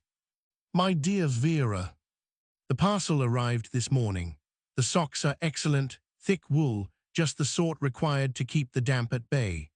Roland sends his regards and mentions that the knitting pattern reminds him of a design his mother once favored, though he could not recall the specific name of the stitch." Victor paused. The lie sat heavy on his tongue, metallic and sharp. Roland had not seen the parcel. Roland was 2 miles south, supervising the wiring of a new communication trench, his hands black with earth and his mind occupied with the geometry of barbed wire rather than the intricacies of domestic needlework. The socks had come from an anonymous donor in Leeds, part of a bulk shipment that smelled of camphor and factory smoke. But Vera needed Roland to be present. She needed to imagine him holding the wool, discussing the color with the same intensity he applied to Keats or Shelley. To tell her the truther that their gifts were sorted by clerks in a depot and distributed without sentimenta would be to strip the gesture of its soul. He pressed the nib harder, indenting the paper beneath the word favor. "We had a quiet evening in the mess. Edward and I debated the merits of the tea ration. He argues that the leaves are too coarse, lacking the subtle notes of a proper blend, while I maintain that any hot liquid is a victory against the chill." The memory surfaced, unbidden and painful. Edward had not been debating. He had been staring into his mug, the steam rising in thin, wavering lines that vanished before they reached the low ceiling of the dugout. His hands had shaken, a fine tremor that he tried to hide by wrapping both palms around the tin cup. When Victor had made a jest about the flavor, Edward had looked up with eyes that seemed focused on a point somewhere behind Victor's head, somewhere in a past where exams and rowing races mattered more than survival. "It tastes of mud, Victor," Edward had said, his voice flat, stripped of the wit that usually adorned his speech. "Just mud and boiling water." "Better than the alternative," Victor had replied, pushing the sugar bowl across the table. "Drink it, you need the strength." Edward had drunk it. He had swallowed the bitter sludge without complaint, because that was what Edward did. He bore things. He carried the weight of the platoon, the expectations of his father, the silent terror of the nightly shelling, all within a frame that looked increasingly fragile with each passing week. Victor watched him now, in his mind's eye, sitting on the edge of his cot, lacing up the boots Victor had repaired. The leather patch was stiff, a clumsy scar on the toe, but it held. It would keep the water out for another day, another mile, another hour. Edward speaks often of returning to Oxford. He intends to take up the fellowship he discussed before term ended. I have suggested that we might travel. There is much of the continent we have yet to see, now that borders are theoretically open. Victor stopped. The pen hovered over the word open, the ink pooling into a dark, swollen dot that threatened to bleed through to the other side. Travel. The word felt absurd in this context, a piece of porcelain dropped into a cesspit. Where would they go? The fields of France were ploughed with steel, the villages of Belgium reduced to rubble and ash. Italy was a battlefield, Serbia a grave. There was nowhere to go but forward into the wire or backward into the earth, yet he wrote it. He forced the letters to form, crisp and deliberate, constructing a future out of nothing but air and desperation. Perhaps Venice, he added, the script becoming slightly jagged as his hand cramped. Edward always wished to see the libraries there, and I should like to walk along the canals, provided the water is less foul than the trenches. It was a promise he could not keep. He knew it. The universe operated on a logic of its own, indifferent to their plans, their fellowships, their desire for canal-side strolls. A shell did not care about a fellowship. A machine gun did not respect a wish to see Venice. But Vera needed the plan. She needed to believe that her brother had a destination, a coordinate in time and space where he would arrive, safe and whole, ready to resume the life that had been paused in 1914. If he told her the truther that every morning was a gamble, every step a potential ender she would break, and if she broke, then Edward would break. So Victor built the glass house. He furnished it with books and canals and impossible holidays, and he prayed that the stones would not shatter before leave arrived. Do not worry about the delay in correspondence, he wrote, the letters shrinking as he ran out of space near the bottom margin. The post is merely taking a longer route than usual due to the weather. All is well. All is well, the greatest lie of all. The ink seemed to mock him, the loops of the W looking like tangled wire, the LS like standing rifles. He blotted the page aggressively, the grit of the blotter biting into the thin paper. He waited, counted to 10, lifted the sheet to inspect the damage. The words were dry, but the paper was warped, rippled by the dampness that seeped from the earth through the floorboards into the very fibers of their existence. He folded the letter once, then twice, creasing the edges with sharp, precise movements that belied the turmoil in his chest. As he slid it into the envelope, the paper whispered against itself, a sound like dry leaves skittering across a stone floor. He licked the flap. The glue tasted of chemicals and starch, a synthetic flavor that coated his tongue. Sealed, addressed to a field post office number only. There was no battalion, no sector, and no mention of the crater that had swallowed the mule train or the men who had gone with it, their names already being crossed off the roll call in red ink. Victor stood, his knees popped, a dry crackle that echoed in the small space. He reached for his cap, pulling it low over his eyes to shield them from the dripping condensation on the roof. The letter went into his tunic pocket, pressed flat against his ribs, directly over his heart. He could feel the thin rectangle of paper there, a fragile shield against the darkness. I shall ensure he remains intact, he thought, the words forming a silent vow in the quiet of the dugout, until you see him again. He turned and climbed the steps. The wood was slick with mud, requiring him to grip the handrail, his fingers digging into the rotting timber. At the top, the air hit him, cold and biting, carrying the scent of wet earth and something sweeter, more cloying, that he tried not to identify. The wind whistled through the sandbags, a high, thin note that sounded like a human voice calling out in the dark. He ignored it. He kept his head down, focusing on the path ahead, the mud sucking at his boots with every step, trying to pull him back, to hold him in this place of death and silence. He would walk to the corporal. He would watch the sack being tied. He would stand there until the post was gone, convinced that the act of sending was a spell, a magic ritual that would protect the message and the man who waited for it. It was a foolish hope, a child's belief in charms and amulets, but it was all he had. The trench stretched out before him, a jagged scar cutting through the earth, filled with water and shadows. Somewhere in the distance, a flare went up, casting a ghostly green light over the landscape, illuminating the wire, the craters, the endless churning mud. Victor stepped into the light, his silhouette sharp against the glow, carrying the lie that kept them all alive, one foot after the other, marching towards the post office, towards the future that would never come. The dugout air hung thick, a soup of wet wool and the sour tang of yesterday's tea leaves stuck to the bottom of a tin cup. Victor pressed his pen hard against the paper, the nib scratching like a beetle trapped under glass. Parcel arrived safe, he wrote, the letters cramped and blocky, lacking Roland's flourish or Edward's looping elegance. He stopped. The mule train had not arrived safe. He could still see the hind legs of the lead animal kicking at the sky before the earth swallowed them whole, the mud closing over the driver's head without a sound. That image belonged to the dark, not to Vera's bright sitting room in London. He dipped the pen again, scraping excess ink on the rim of the pot until it stopped dripping. Contents intact, he added. Many thanks for the socks. They were not from Roland's sister. Victor knew the stitch. He had seen Mrs. Richardson unravel yarn by the firelight in Bournemouth, her fingers moving with a speed that belied her arthritis. She had knit 3 pairs, one for each of the boys, pretending the world was large enough to hold them all. He would not correct Vera on this. Let her believe the circle remained unbroken. Let her think her brother's friend was wearing wool spun by a girl who loved him, rather than a mother terrified of the telegraph boy. A lie of omission was still a shield, and God knew they needed every scrap of armor they could fashion from paper and deceit. He shifted the candle closer, the flame guttering as a draft slipped through the sandbags. Edward sat opposite, his boots propped on a crate, the leather cracked and white with dried salt. The young officer rubbed his temples, a rhythmic pressing of thumb against bone that suggested a headache blooming behind the eyes. "Tea?" Victor asked. He kept his voice low, flattening the vowels so they did not bounce off the earth walls. Edward blinked, slow and heavy. "Is there any left, or did the rats drink the ration again?" "Found a tin behind the flour sacks, dusty but dry." Victor reached for the kettle, the metal cool to the touch. "We debated the merits of sugar yesterday, you and I, do you recall?" "I recall you arguing that sweetness is a moral imperative."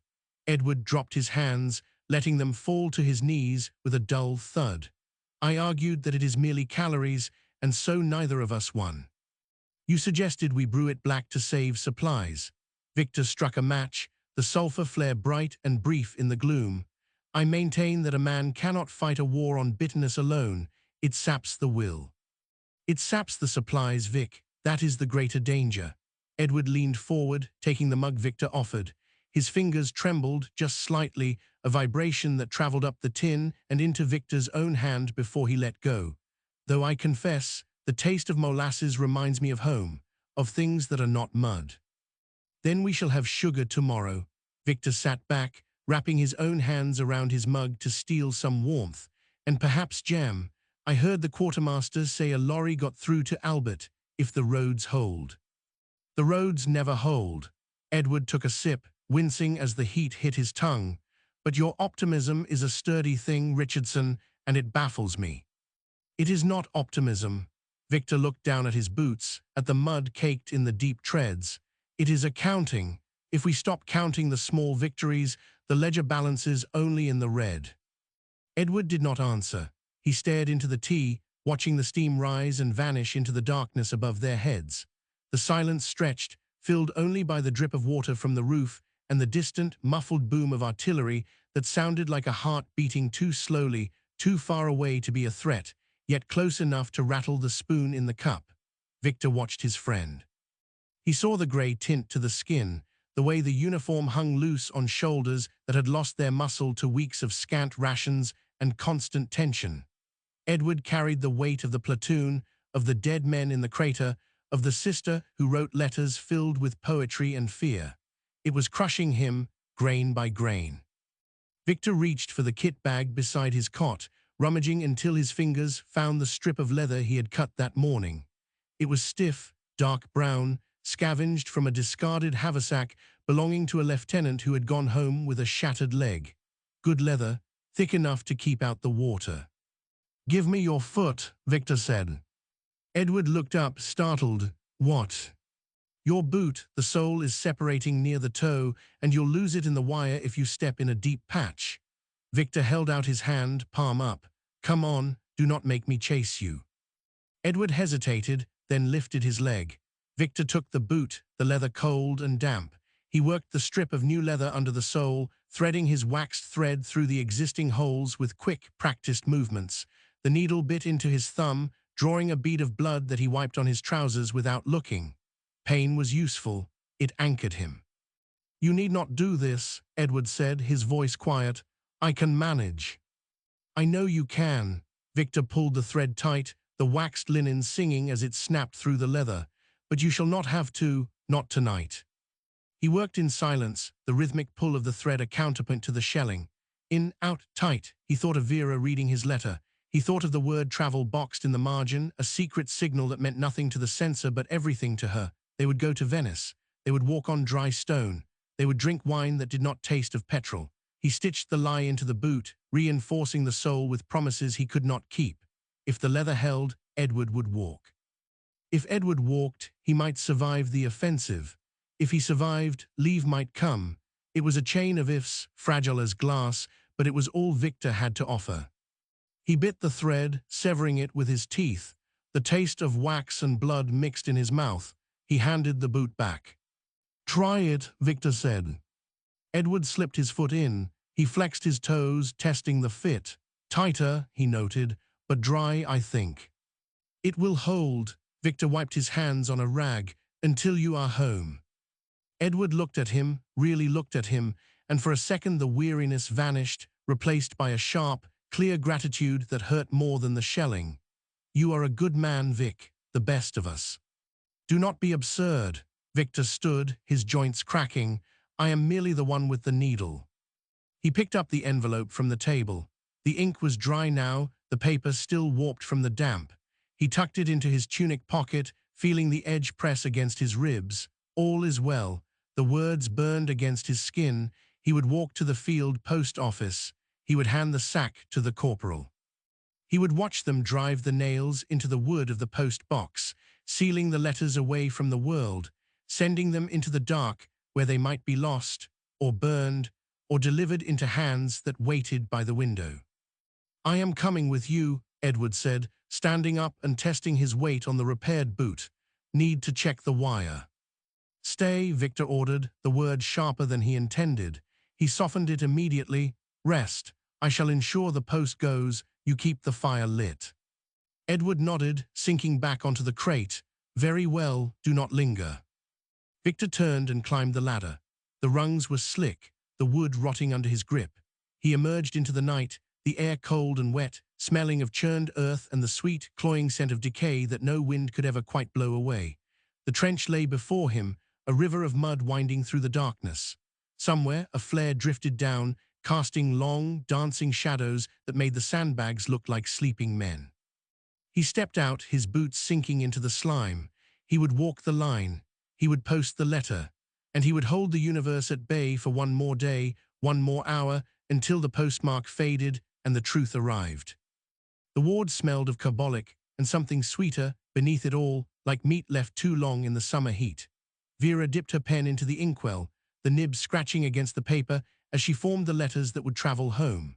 "Dearest mother and father," she wrote, though her hand trembled enough to blur the loop of the D around her. The gaslights hissed, casting long shadows across the rows of cots where men lay still as effigies. One boy in the third bed cried out, a sharp, animal sound that cut through the low murmur of the other patients. She did not look up. To look was to acknowledge the pain, and she had no comfort left to give. "The work here is demanding," she continued, pressing the nib hard enough to indent the page. "But we are managing very well." A lie. They were drowning in blood and linen, the laundry carts overflowing so fast the sheets came back stained grey no matter how many times they were boiled. She paused, lifting the pen to let the ink dry before it could smear. Across the ward, a nurse moved quietly, adjusting a blanket over a man whose leg ended in a stump wrapped in fresh bandages. The air hung heavy, thick with the scent of iodine and the unwashed bodies of men who had not seen soap in weeks. "Miss Bretagne." She flinched, the nib skidding across the page to leave a dark blot over the word managing. Sister Grace stood beside the desk, her uniform crisp and starched despite the hour. The woman's face was unreadable, masked by the professional calm that VADs were expected to wear like armor. "Yes, sister," Vera asked, covering the blot with her thumb. The post bag arrives in 10 minutes. If you intend to send that, it must be sealed now. Grace glanced at the letter, then at the ward beyond. And do not forget the censor. He is in a foul mood tonight. I shall keep it brief. See that you do. Grace turned away, her shoes squeaking on the linoleum. Bed 4 needs water. He has been asking for you. Vera set the pen down. The wood of the desk felt cold under her palms, solid and real against the shifting chaos of the room. She stood, her joints stiff from sitting too long in the same position, and walked to the locker to fetch the jug. The water was lukewarm, drawn from the tap an hour ago, but it was clean. She carried the glass to the third bed, where the boy lay with his eyes fixed on the ceiling. His skin was waxy, pale as parchment under the gaslight. Here, she said, lifting his head slightly to bring the rim to his lips. Drink this. He swallowed, the motion degrees acute 3 in his throat. Is it post-day? He whispered, his voice rough with dust. Yes, tomorrow. She lowered him back to the pillow. Rest now. My mother, she writes every week. His eyes closed while his breathing turned shallow. Tell her I am well when you write home. Tell her that. Vera tightened her grip on the glass. The water inside rippled, disturbing the reflection of the gaslight. I will tell her. Promise. I promise. She set the glass on the locker and returned to the desk. The letter waited, the ink dry now, the blot a permanent stain on the truth. She picked up the pen again, adding the final lines about the weather, about the food, about anything that was not the screaming or the smell of gangrene. The garden at home must be lovely now, she wrote, imagining the roses in Upton without allowing herself to believe they still bloomed. I think of them often. It was easier to write about flowers than about the boys who would never see another spring. A trolley rattled past, the wheels hitting a dip in the floor with a clang that made several patients stir. Vera ignored it, focusing on the signature. Vera, just the name, no title, no rank. She folded the paper, the crease sharp under her fingernail, and slid it into the envelope. The wax seal was cool to the touch as she pressed it down, locking the words inside. She could not save them. She could only witness. Sister Grace returned, holding a canvas sack that bulged with letters from the other nurses. Give it here, she said, holding out her hand. I am taking them to the corporal myself. Vera handed over the envelope. It felt light, insubstantial against the weight of the ward. Thank you, sister. Do not thank me, just get back to work. Grace tucked the sack under her arm. And Miss Brittain, there is a letter for you, came in the Morning Post, but I held it. Vera's breath caught, for me. From the front, Grace did not meet her eyes. It is in my office, thin envelope, no enclosures. The words landed like stones. A thin envelope meant bad news. Everyone knew that thick paper carried photographs or gifts, while thin paper carried only words that could not be spoken aloud. Vera stared at the empty desk, the inkwell reflecting the gaslight in a dark, still pool. She nodded once sharply. Finish your rounds, Grace said, her voice softer now. I shall wait. Vera turned back to the ward. The boy in the third bed was sleeping or pretending to. The air remained thick, unchanged by the exchange. She picked up the jug again, her hand steady now, and moved to the next cot. The water rippled as she walked, distorting the light, but she did not spill a drop. She would finish the round. She would wash the bowls. She would scrub the floor. And then she would go to the office to read what the thin envelope contained. The gaslight flickered, casting a shadow over the desk where the letter had lain. Vera stepped over a puddle near the door, the dampness seeping through the sole of her shoe. Cold water crept up her sock. She ignored it. There was work to be done before the truth could be faced. The dampness climbed past her ankle, a cold finger probing the wool of her stocking.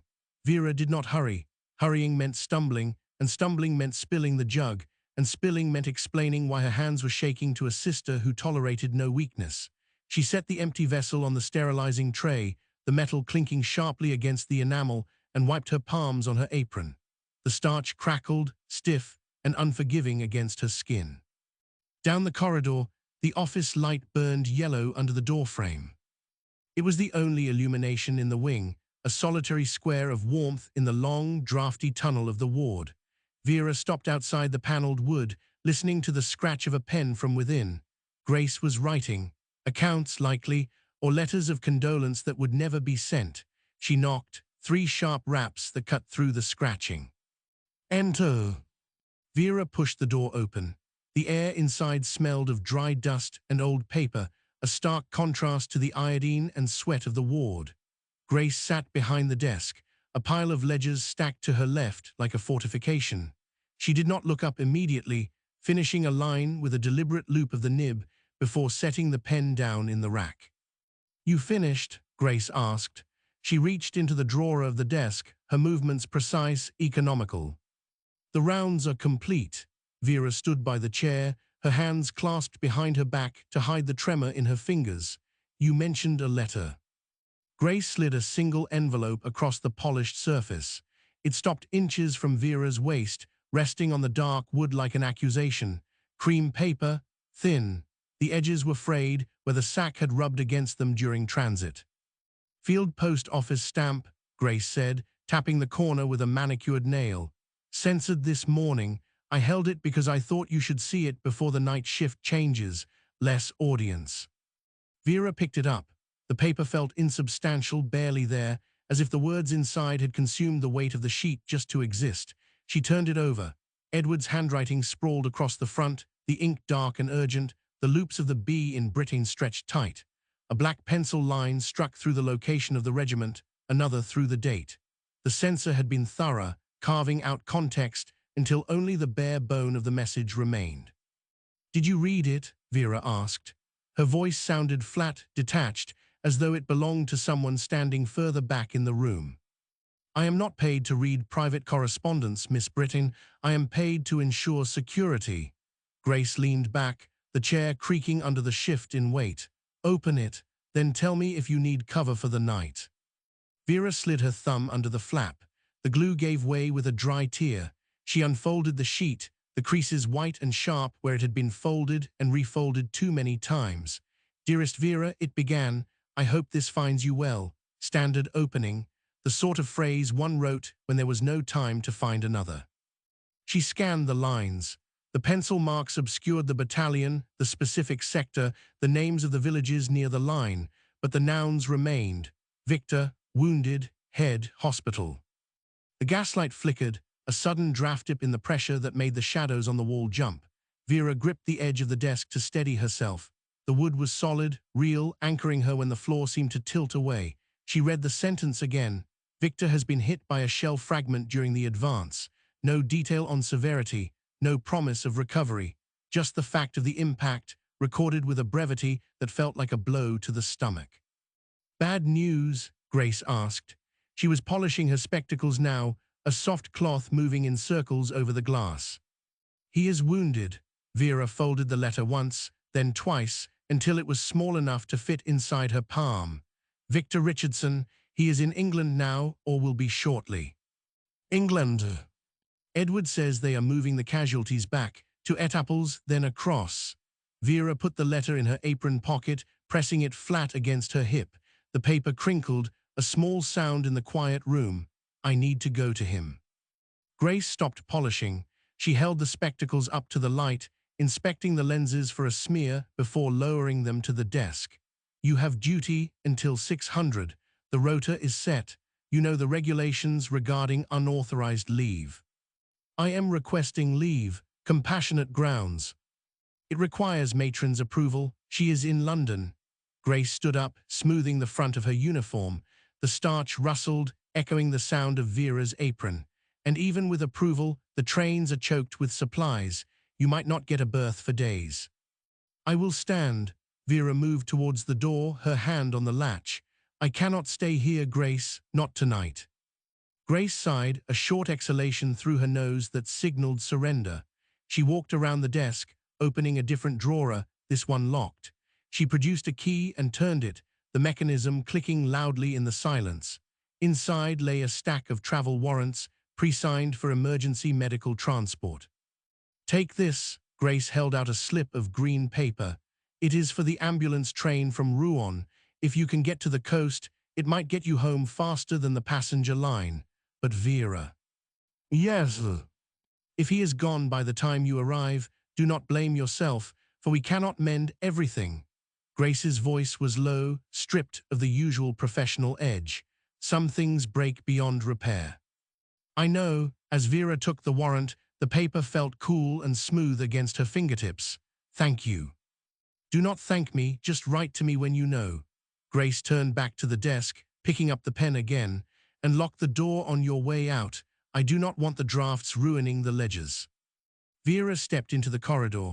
The light from the office spilled out behind her, casting a long rectangle of yellow on the linoleum, but ahead the ward was dark. She walked past the beds, the rhythmic breathing of the patients sounding louder now that she was leaving them. The boy in the third bed stirred as she passed, mumbling something about water, but she did not stop. She could not stop. Her shoe squelched softly with every step, the damp sock chilling her heel. She reached the locker at the end of the row and pulled out her cape, the heavy wool smelling of rain and outside air. She slipped her arms into the sleeves, buttoning the collar high against her throat. The letter in her pocket pressed against her hip, a hard edge against the soft fabric of the uniform. Outside, the wind had picked up, whistling through the gaps in the window frames. It sounded like the wires over no man's land, thin and high and cutting.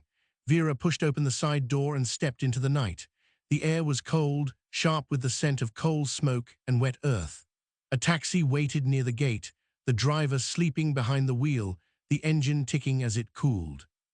She walked towards it, her boots striking the pavement with a rhythm that matched the pulse in her wrist. Fast, urgent, alive. The station was 20 minutes away if she ran. She would not run. Running suggested panic, and panic was a luxury she could not afford. But she would walk fast. She would catch the night train to London. And from London, she would find the hospital that held what was left of Victor Richardson. The taxi driver woke as she approached, rubbing his eyes and winding down the window. "Where to, miss?" he asked, his voice rough with sleep. "Victoria Station." Vera opened the door, the leather seat cold through her uniform. "And please hurry, the post waits for no one." She settled into the back, the letter burning against her leg. The car lurched forward, the wheels crunching over the gravel of the drive. Vera looked back once at the hospital windows, the gaslight glowing faintly in the darkness like a dying star. Then she turned forward, watching the road unwind beneath the headlights, dark and endless and leading home. The taxi lurched over the cobbles, jarring Vera's elbow against the window frame. Glass vibrated. She pressed her palm to the pane, feeling the cold seep through the glove, a sharp contrast to the letter burning against her hip. The driver said nothing, merely hunched further into his collar as the vehicle rattled through the darkened streets, past shuttered shops and gas lamps that flickered like dying embers in the mist. "Victoria," the driver muttered, not turning his head. "Be a minute." Vera nodded, though he could not see her in the rear-view mirror. Her attention fixed on the warrant in her lap, that green paper so official it smelled of ink, and the damp wool of her uniform.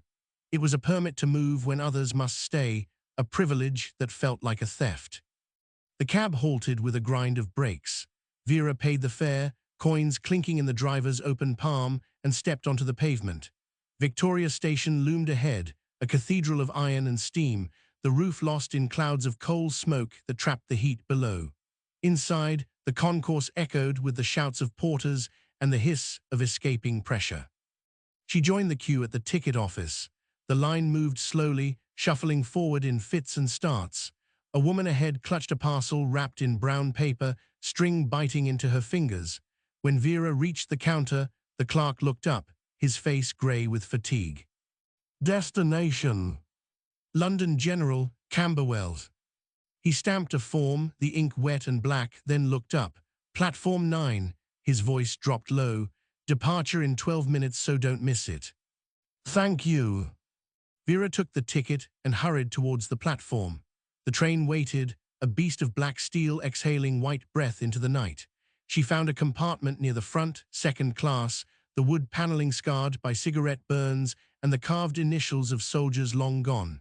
Settling into the corner, she placed the green warrant on the seat beside her. It looked alien against the worn velvet. Outside, a whistle blew, sharp and commanding. The train lurched forward, wheels clattering over the points until the rhythm smoothed into a steady thrum that vibrated through the floorboards. Vera watched the city slide past. Dark houses, lit windows, a face looking out from a nursery, then gone. She opened her bag and retrieved her fountain pen. The nib was dry. She uncapped the inkwell, the smell sharp in the enclosed space, and drew a line on her blotter to start the flow. Blue-black ink pooled, then soaked into the fiber. She rested the pen on her knee, unable to write. The words crowded her mind, but refused to settle on the page. A conductor entered, ticket punch in hand. He moved down the aisle, clipping cardboard with a sound like a bone snapping. When he reached Vera, he paused, looking at the green warrant. "Medical?" he asked. "Yes, sir." He nodded once and moved on without punching the ticket. The courtesy of the wounded extended to those who tended them, a small mercy in a world stripped of them. Vera turned to the window. The darkness outside was thinning. A pale grey line appeared on the horizon, separating the earth from the sky. It widened slowly, bleeding into a washed-out yellow that illuminated the suburbs passing by. Rows of identical houses, backyards filled with rubble and chicken coops, clotheslines strung with washing that hung limp in the still air. The light changed again, shifting from yellow to a dull orange as the sun rose behind the clouds.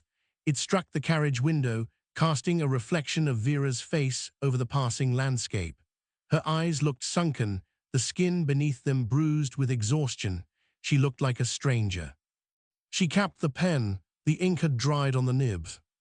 The train slowed, brakes squealing against the wheels as it approached the station. Passengers began to gather their parcels, shifting in their seats, the quiet compartment suddenly alive with the rustle of coats and the clearing of throats. Vera stood, retrieving the warrant and tucking it into her pocket alongside the letter from Edward. The two papers touched, paper against paper, a secret communion of bad news. Stepping onto the platform, the air felt heavier here, thick with the scent of disinfectant and boiled cabbage that drifted from the hospital grounds nearby. She walked through the ticket barrier, her boots clicking on the stone floor, and out into the street. A bus waited, destination board swinging in the breeze. "General," the conductor asked, hand on the bell rope.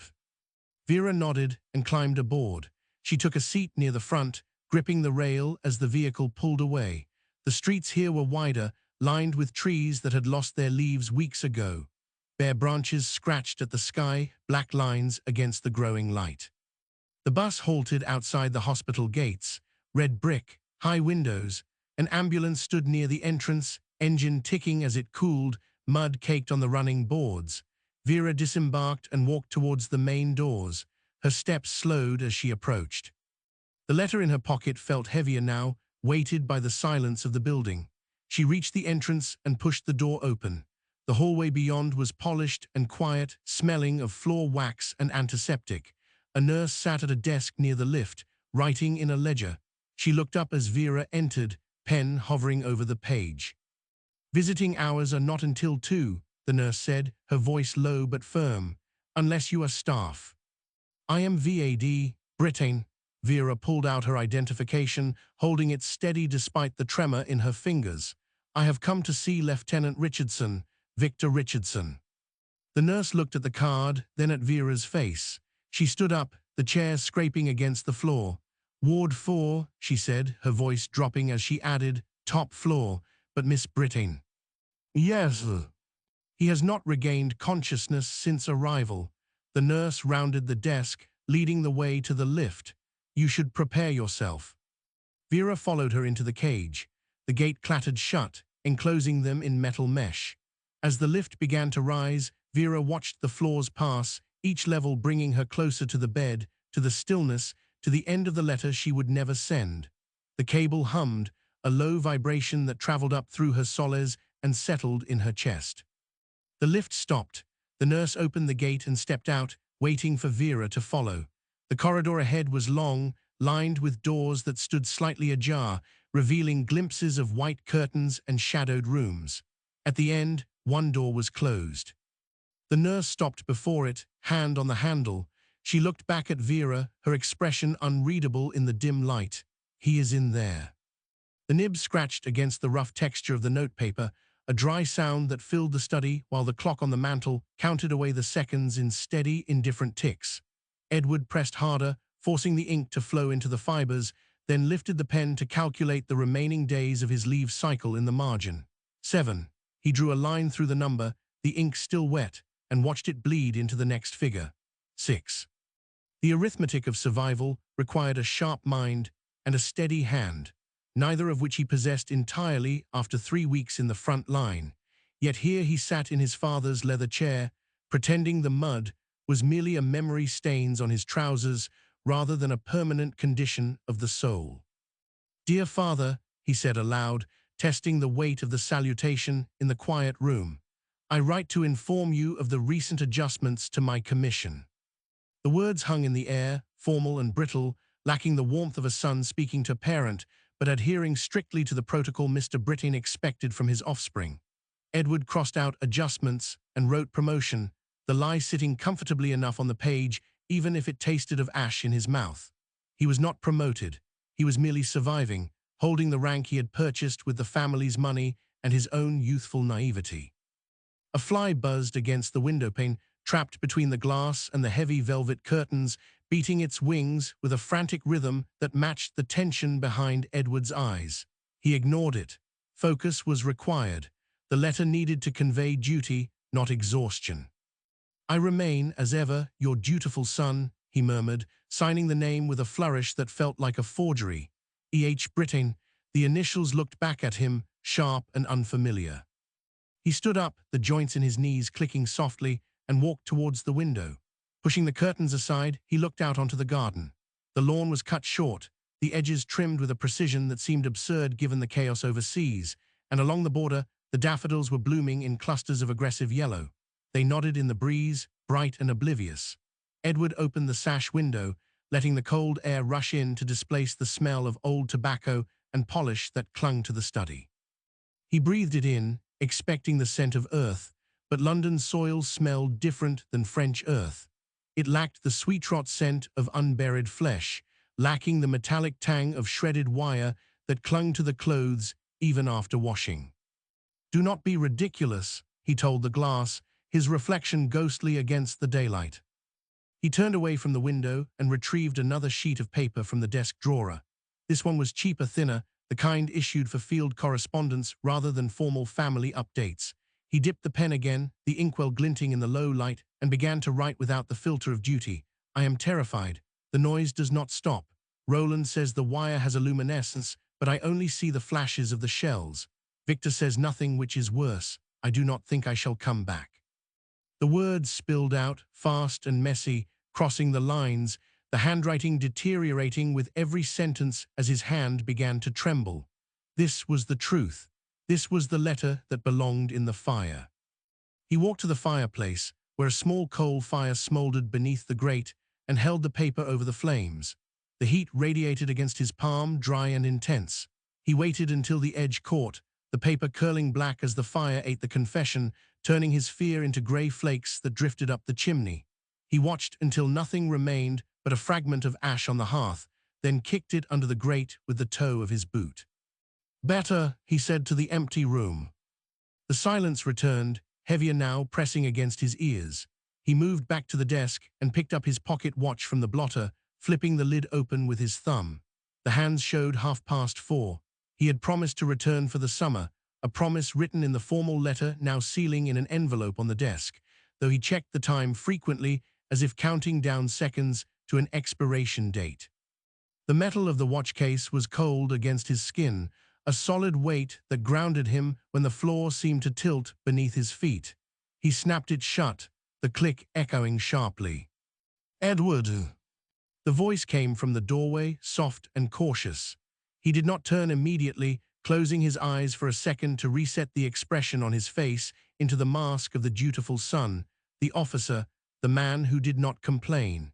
He turned then, smoothing the front of his tunic, and offered a smile that did not reach his eyes. "Mother, I did not hear you enter." Mrs. Brittain stood on the threshold, her hands clasped before her, her gaze moving from the desk to the fireplace and finally to his face.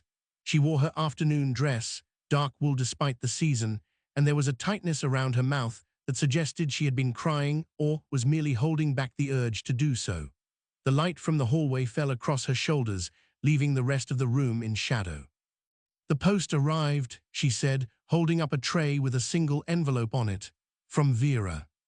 Edward stepped forward, taking the tray from her hands. The envelope was thin, the paper cheap, and the handwriting was Vera's, hurried and slanted. He could feel the weight of it, light as a feather but heavy with news. He ran his thumb over the censor's mark, a dark ink stamp that obscured part of the address. "Did she say anything?" he asked, though he knew his mother would not open it. "She said only that she is well, though the postmark is from 3 days ago." Mrs. Britting moved into the room, her steps quiet on the carpet. "She does not mention Victor." "No, she wouldn't." Edward placed the letter on top of the one to his father, the 2 pieces of paper separating the front line from the home front by mere inches. "I will write to her tonight." "You should rest, Edward. You look tired." "I am fine." He touched the watch in his pocket, feeling the metal through the fabric. "There is much to do before I return." His mother lingered, her hand resting on the back of the leather chair he had vacated. She looked at the fireplace, where the last wisp of smoke curled from the grate, then back at him. She knew, they all knew, in the way families know things they do not speak of. The daffodils outside nodded in the wind, bright and indifferent to the burning paper inside. "Very well," she said softly. "Dinner is at 7." She turned and left the room, the door clicking shut behind her. Edward waited until her footsteps faded down the hall before he picked up Vera's letter again. He slid a finger under the flap, breaking the seal, and unfolded the sheet. The first line was dated 2 weeks prior. The ink was smudged, as if water had fallen on it before it dried. He began to read, the words blurring slightly as the light in the room began to fail, the shadows lengthening across the floorboards towards his feet. The paper crackled, a dry, brittle sound that seemed too loud in the quiet study. Edward watched the flame eat the words terrified and mud, turning his confession into a curling black snake that dissolved before it reached the grate. Ash floated up, light as snow, settling on the hearth rug where his mother would later sweep it away without comment. He kicked the last fragment under the iron fender, grinding it into the dust with the heel of his boot until no trace remained. "Better," he said. The word landed between them, flat and unconvincing. Silence rushed back, thick and suffocating, pressing against his eardrums until the ticking of the clock on the mantelpiece sounded like a hammer strike. He moved to the desk, his legs feeling stiff, as if the uniform trousers had starched themselves around his knees while he stood by the fire. The pocket watch lay on the blotter, silver casing dull in the fading afternoon light. He flipped the lid with his thumb, the spring snapping sharp and sudden, 4:30. The hands seemed to shiver, though he knew it was only his own pulse transmitting through his fingertips to the metal. He had written to his father an hour ago, a masterwork of omission. Promotion confirmed, duties manageable, weather improving. He had crossed out cold and replaced it with bracing, a lie that tasted like copper in his mouth. Now 3 days of leave remained, marked in the margin of his diary with neat, vertical strokes that looked suspiciously like prison bars. He touched the watch face again, counting the seconds as they swept past the 12, each tick a subtraction from the time allotted before he must return to the mud, the noise, and the waiting. "Edward!" A whisper drifted from the doorway, tentative, as if the speaker feared interrupting a prayer. He did not turn at once. Instead, he closed his eyes, letting the mask slide into place. The officer, the son, the man who bore things without flinching. When he finally turned, the smile was ready, positioned perfectly on his face, though it did not reach the eyes, which remained shadowed and distant. "Mother, I did not hear you come in." Mrs. Britting stood on the threshold, her silhouette framed by the brighter light of the hallway. She wore her dark wool afternoon dress, heavy and out of season, the fabric absorbing the gloom of the room rather than reflecting it. Her hands were clasped tightly before her, knuckles white, and there was a tension around her mouth that suggested she had been holding her breath for some time. She glanced at the fireplace, where a final wisp of grey smoke curled from the coal, then her gaze shifted to the desk, the envelopes, and finally to his face. She knew, they all knew the things they did not speak, the truths that lived in the space between sentences. "The post arrived," she said, lifting the small silver tray she held. A single envelope rested upon it, thin and cheap, the paper translucent enough to show the shadow of the writing inside. From Vera. Edward stepped forward, taking the tray. The envelope felt light, insignificant in weight, yet it pulled at his arm as if filled with lead. Vera's handwriting rushed across the front, slanted and hurried, the ink dark and wet-looking despite the days of travel.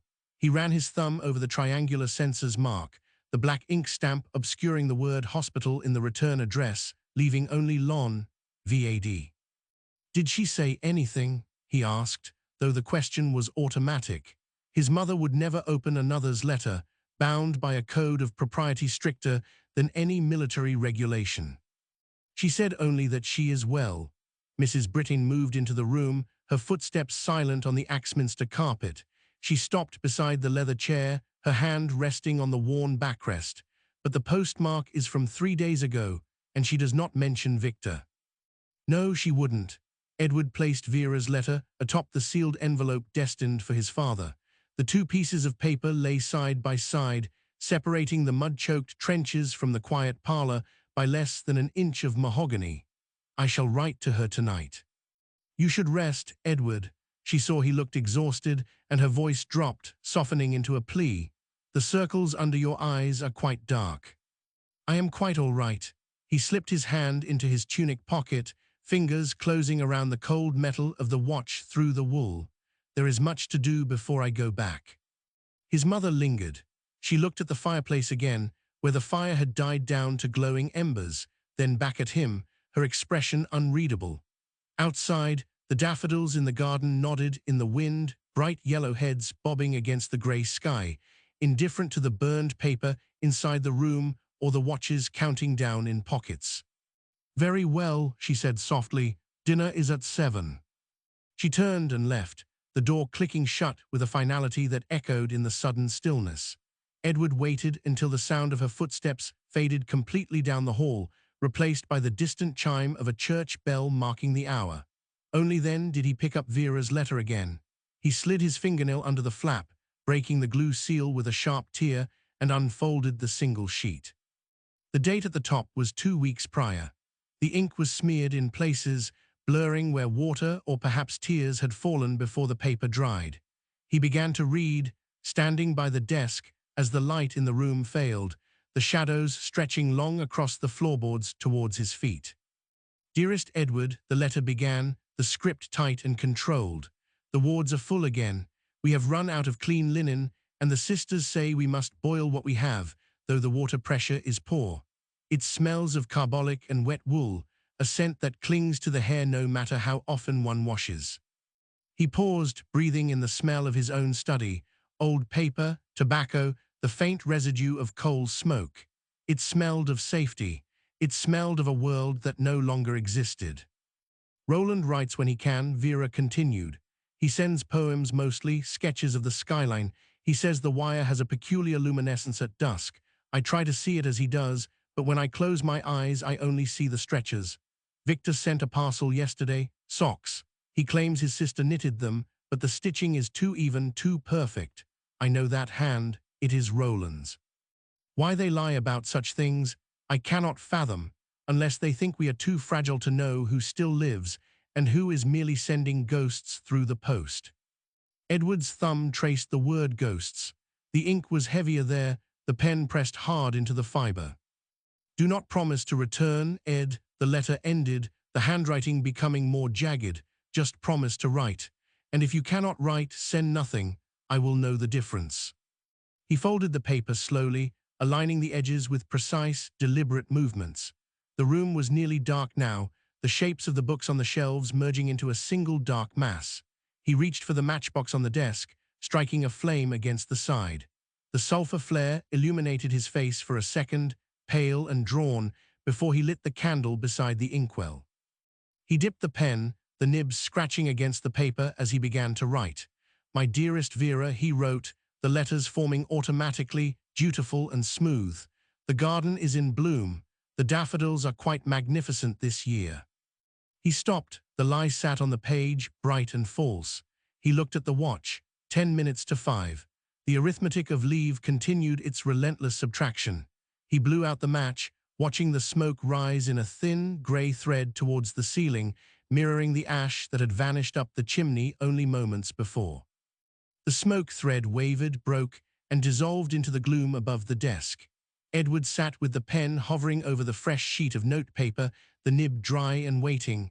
2 envelopes lay before him, one for Vera, filled with lies about daffodils, the other for his father, requiring a different sort of fiction. He drew the second sheet closer. The paper was stiff, high-quality bond purchased from a stationer in the Strand before the mobilization, now yellowed at the edges. He dipped the pen again, the ink welled, dark and viscous. "My dear father," he said aloud, testing the weight of the words in the empty room. His voice sounded flat, absorbed by the books. "I write to inform you that the company commander has recommended me for a temporary promotion." He paused. The nib touched the paper, scratching slightly as the ink took hold.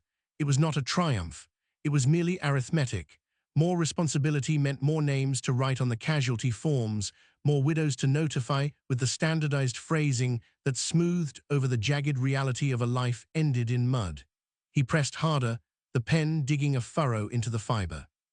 "The adjustment in rank will take effect upon my return to the sector," he continued, the sentence stretching out, accumulating clauses like baggage.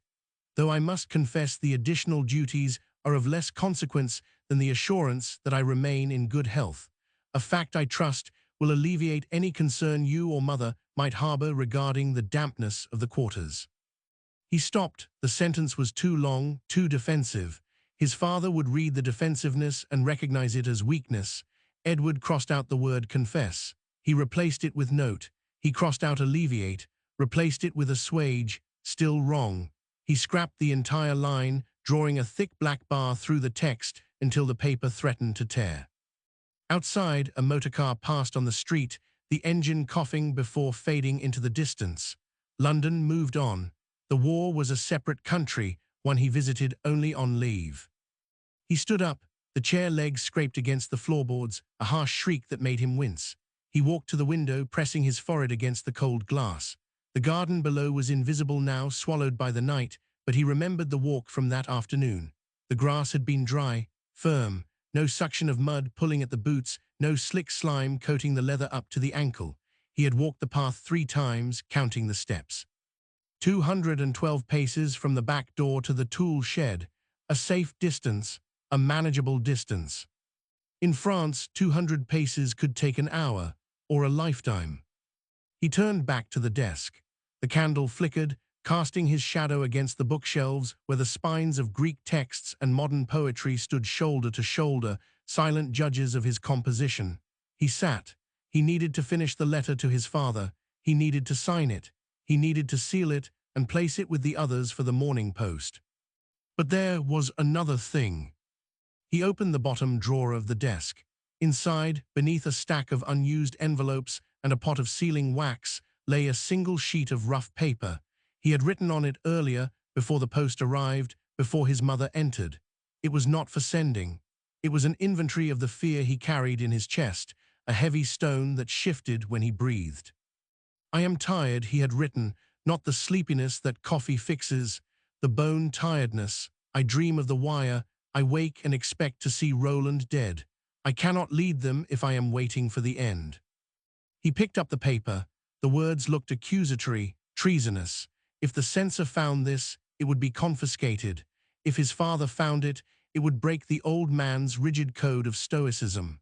If Vera found it, she would know exactly how much of the lie in her own letter was mirrored in his. He held the paper over the candle flame. The edge caught first, glowing orange before crumbling into black. He watched the fire eat the words. Tired, gone, wire, gone, Roland. The flame curled around the name, hesitating for a fraction of a second before consuming it entirely. He held it until the heat prickled his fingertips, then dropped the ash into the brass tray. It disintegrated on impact, a fine gray dust that would scatter if he breathed too hard. "Better," he whispered. The word hung in the air, unanswered. He returned to the letter for his father. He added the closing formalities. "Your affectionate son, Edward." He blotted the ink, pressing the pad down firmly to ensure no smudge remained. A messy letter suggested a messy mind. A messy mind was unfit for command. He folded the sheet, aligning the edges with a precision that felt like a ritual, and slid it into the envelope. He sealed it with wax, pressing his signet ring into the soft red pool. The crest cooled, hardening into a permanent seal. 2 letters, one for the sister who knew too much, one for the father who expected too much. Neither knew the man who sat at the desk in the dim light, counting the seconds until he had to return to the place where paper was rationed and lives were spent like currency. He reached into his tunic pocket. The watch was still there, warm from his body heat. He pulled it out, holding it in his palm. The luminous hands glowed faintly in the dark. 10 minutes past 5. He had promised Vera he would write. He had promised his father he would return. He had promised himself he would survive. The second hand ticked, a small mechanical sound in the quiet room. It did not care about promises. It did not care about the ash in the brass tray or the wax on the envelope. It only moved forward. Edward snapped the case shut. The sound was sharp, final. He placed the watch on the desk, face up, and picked up the pen again. There was still the matter of the date to correct, and the light was failing fast. The pen scratched across the paper, a frantic, jagged sound that barely competed with the thudding of the earth above, for the ground shook with a rhythm that was not natural, but the heavy, deliberate boot heel of the German artillery walking its fire closer to Auchonvillers. Dust sifted from the sandbagged roof, settling like grey snow upon the unfinished letter, yet Edward did not brush it away, his hand moving in haste to capture the thought before the next shell tore the moment apart. He promised Vera tea on leave, a domestic triviality that felt absurdly fragile against the backdrop of the war, but he wrote it anyway because the promise was a tether to a world where kettles whistled and cups did not rattle in their saucers from the concussion of high explosives. A sudden lurch of the dugout floor sent the inkwell skidding, and dark fluid bloomed across the page, a violent stain that swallowed the word soon. He stared at the blot, the nib hovering uncertainly, then made his choice. He would not rewrite it, for the mess was honest, and the war did not allow for clean drafts or second chances. The candle flame danced wildly in the draft created by the shifting air pressure, casting long, jerking shadows that seemed to mock his attempt at order. Outside, the air grew thick with the smell of cordite and damp chalk, a scent that had long since replaced the smell of home in his memory, though he tried to recall the garden in London where the mud was only soil and not a sucking grave. He folded the paper with quick, sharp movements, the creases imperfect, and shoved it into an envelope that was already stained with the grime of the trenches. A runner appeared at the flap, a young face obscured by the gloom and the helmet pulled low, waiting with the impatient stillness of someone who knows that standing still is the surest way to die. "Take this to the post, immediately," Edward said, his voice sounding rough and unused, as if he had not spoken aloud in days. The boy nodded, snatching the letter without a word, and vanished back into the grey swirl of the communication trench. Edward watched him go, tracking the faint sound of scrambling boots until the noise was swallowed by the relentless drumming of the guns. He placed his watch on the desk, face up, the hands ticking forward with an indifferent precision that mocked the chaos surrounding them. It was the 15th of June, 1918, and the light was failing, not with the gentle dimming of a summer evening, but with the abrupt, suffocating darkness of a world that had forgotten the sun. 2. Planning the scene. Opening, sensory detail of the dugout smell, sound, not weather. Action, writing the letter, shelling nearby. Interaction, Victor enters or is present, dialogue about the post runner. Climax of beat, the ink spill, the decision to send it anyway. Closing, handing to runner, the date. Dialogue needs to be natural, deflected emotion. Shelling cracked overhead while the pen scratched across the page. Victor stepped into the room, a silent shadow against the tremors. He reminded me of the tea he had promised, though the cup remained empty. When my hand jerked at a nearby blast, dark ink bled across the paper like a fresh wound. A runner then burst through the door with urgent news, leaving the sentence unfinished and the hook set. Conflict, the shaking ground versus the need for legible writing. The ink spill versus paper scarcity. Emotional arc, urgent tenderness. Prior text continuity. The prior text ended with Edward in London. London moved on. This implies a time jump or a cut back to the trenches. I will treat Chapter 7 as the return to the mud and wire, picking up the thread of the war after the leave described in the prior text fragment. Opening, do not start with weather, start with sound or smell. The earth shifted.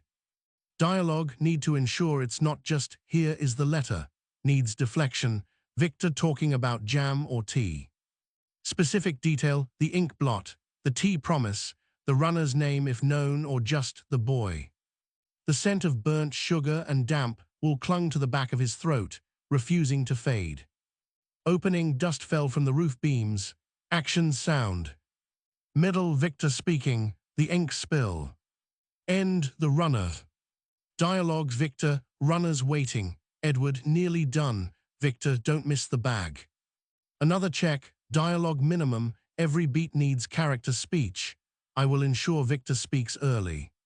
Another check, transition coherence, end each beat with a hook that connects to the next. The hook is the date the runner leaving. The London desk was a memory, dissolving into the damp chill of the dugout where Edward now sat. He shivered. Mud coated his boots while the distant thud of artillery vibrated through the earth, a steady, grim heartbeat beneath him. Silence followed each blast. He closed his eyes, trying to summon the warmth of the city he had left behind, but the smell of wet wool and cordite choked the air instead. A rat scurried past. Edward opened them again, staring at the flickering candle that cast long, dancing shadows against the rough-hewn walls. Starred. The nib scratched against the rough grain of the paper, a dry, rasping sound that competed with the distant thud of artillery. Dust sifted from the ceiling beams, settling on the back of Edward's neck like fine sand. He did not brush it away. To stop writing now would mean starting again, and there was no spare sheet left in the box beneath the cot. Another shell landed closer, shaking the earth beneath his boots so violently that the candle flame guttered without going out, casting long, dancing shadows against the sandbagged walls, which seemed to breathe in time with the concussion. Edward pressed harder. Vera's name took shape on the page, the ink dark and wet against the pale stationery. He told her the weather had improved, a line necessitated by the censor who might flag complaints about the mud as detrimental to morale, and he told her that sleep came easily in the dugout, though the rats were smaller here than in the previous sector. He wanted to write about the fear. He wanted to describe the specific quality of the light at dawn, how it turned the wire into a web of silver threads before the snipers woke. But the Defense of the Realm Act forbade descriptions of location or tactical disposition, and so he wrote about tea instead.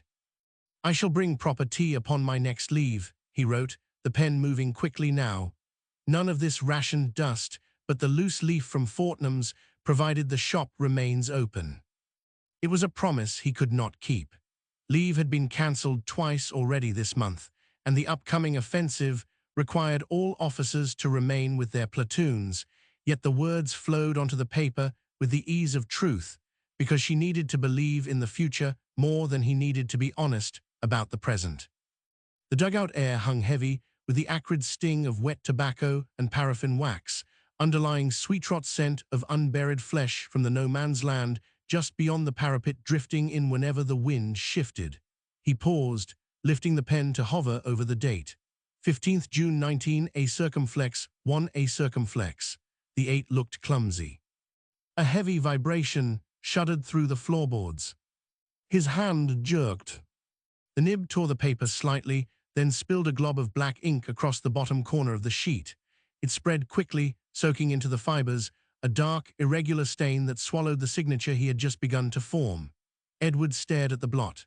It widened, seeping towards the mention of Fortnum's.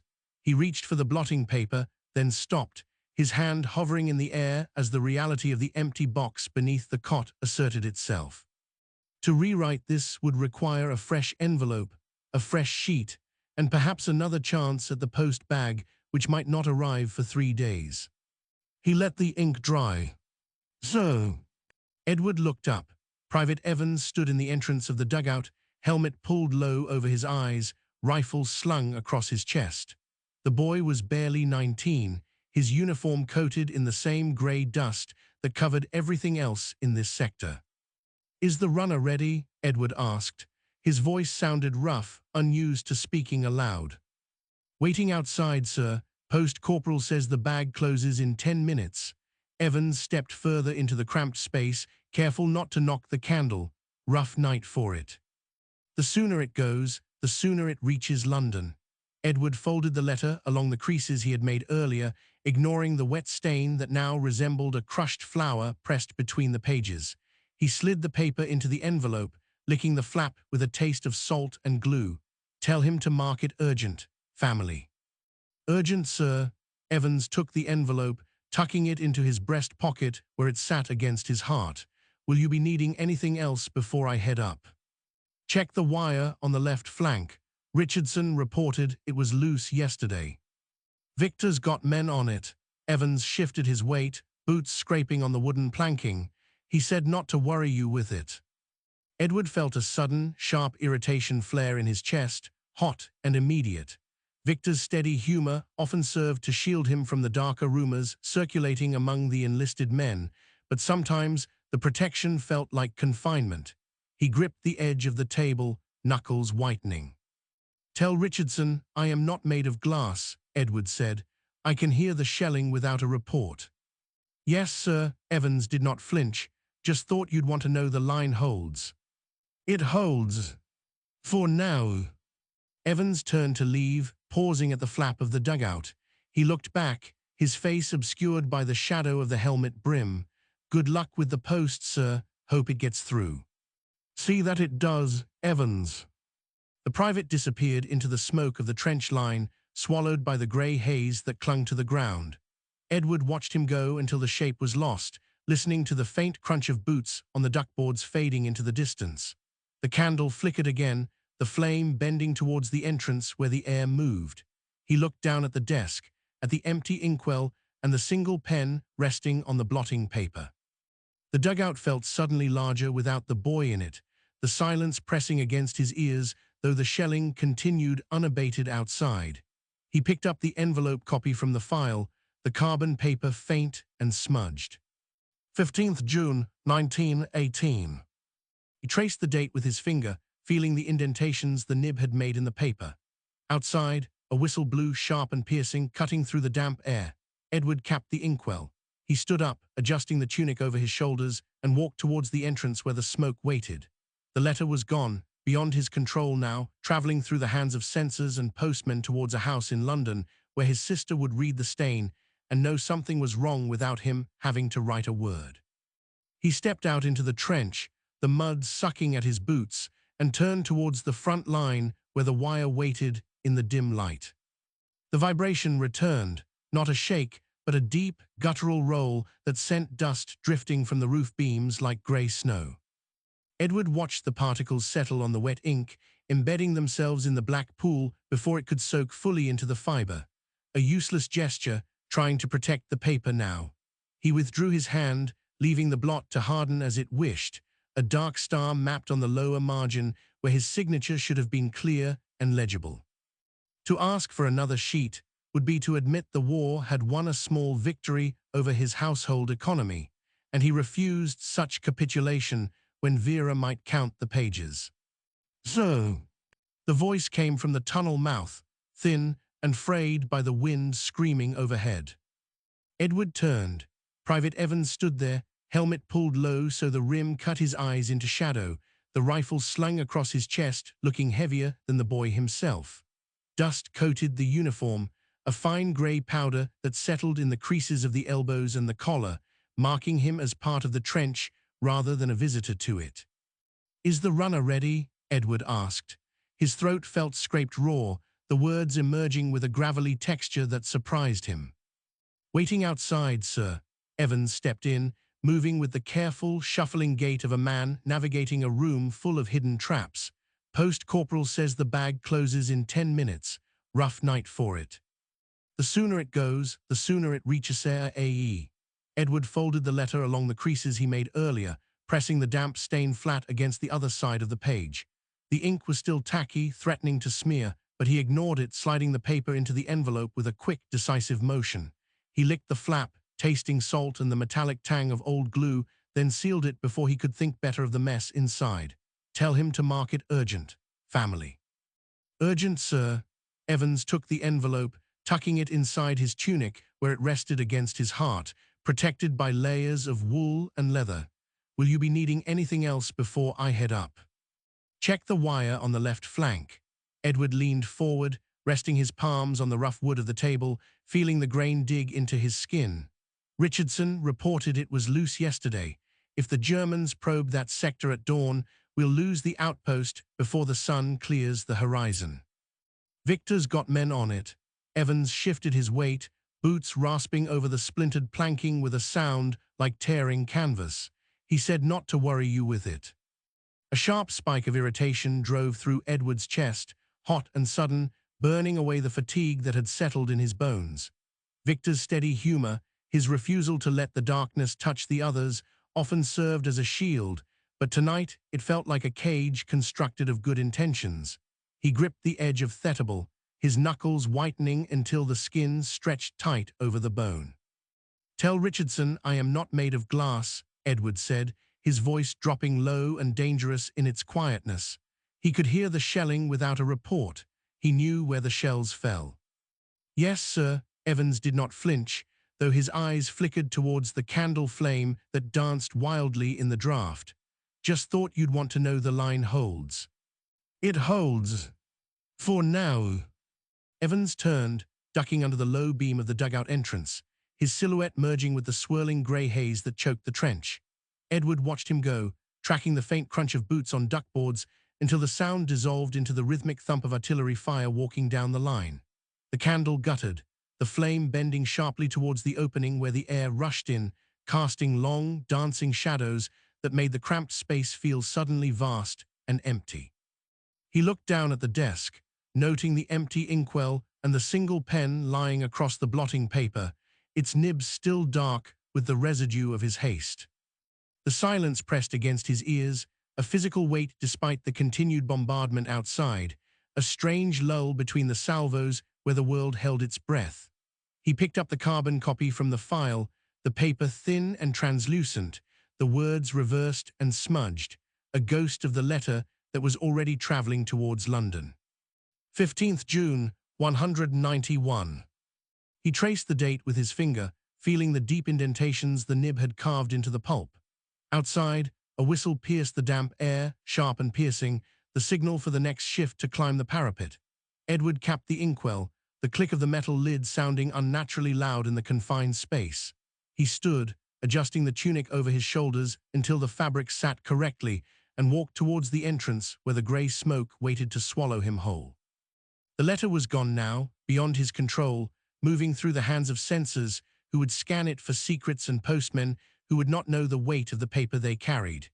It would reach a house in London where Vera would hold the envelope and see the dark stain on the bottom corner, knowing something was wrong without him having written a single word of complaint or fear. He stepped out into the trench, the mud sucking at his boots with a wet, clinging sound, and turned towards the wire-strewn no-man's land where the shadows waited in the dim, failing light. The parcel sat upon the mahogany dining table, wrapped in brown paper that smelled of dank warehouses and the hands of countless clerks who had handled it during its journey from the coast. Vera stood over it, her hands hovering just above the rough twine without making contact, as though the package might burn her skin. Outside, a motorcar backfired on the street, a sharp crack that made her shoulders tighten instinctively towards her ears. "Vera," her mother's voice came from the doorway, brittle and controlled. "The tea is getting cold." "I am not thirsty." "You have not eaten since breakfast." Mrs. Brittain moved into the room, her skirts whispering against the floorboards, carrying a tray that clinked softly with the weight of china. "It does no good to starve yourself. Edward would not wish it." The name lingered like smoke in a sealed room, heavy and unassimilated, refusing to settle into the reality of the space where light fell in dusty bars across the carpet.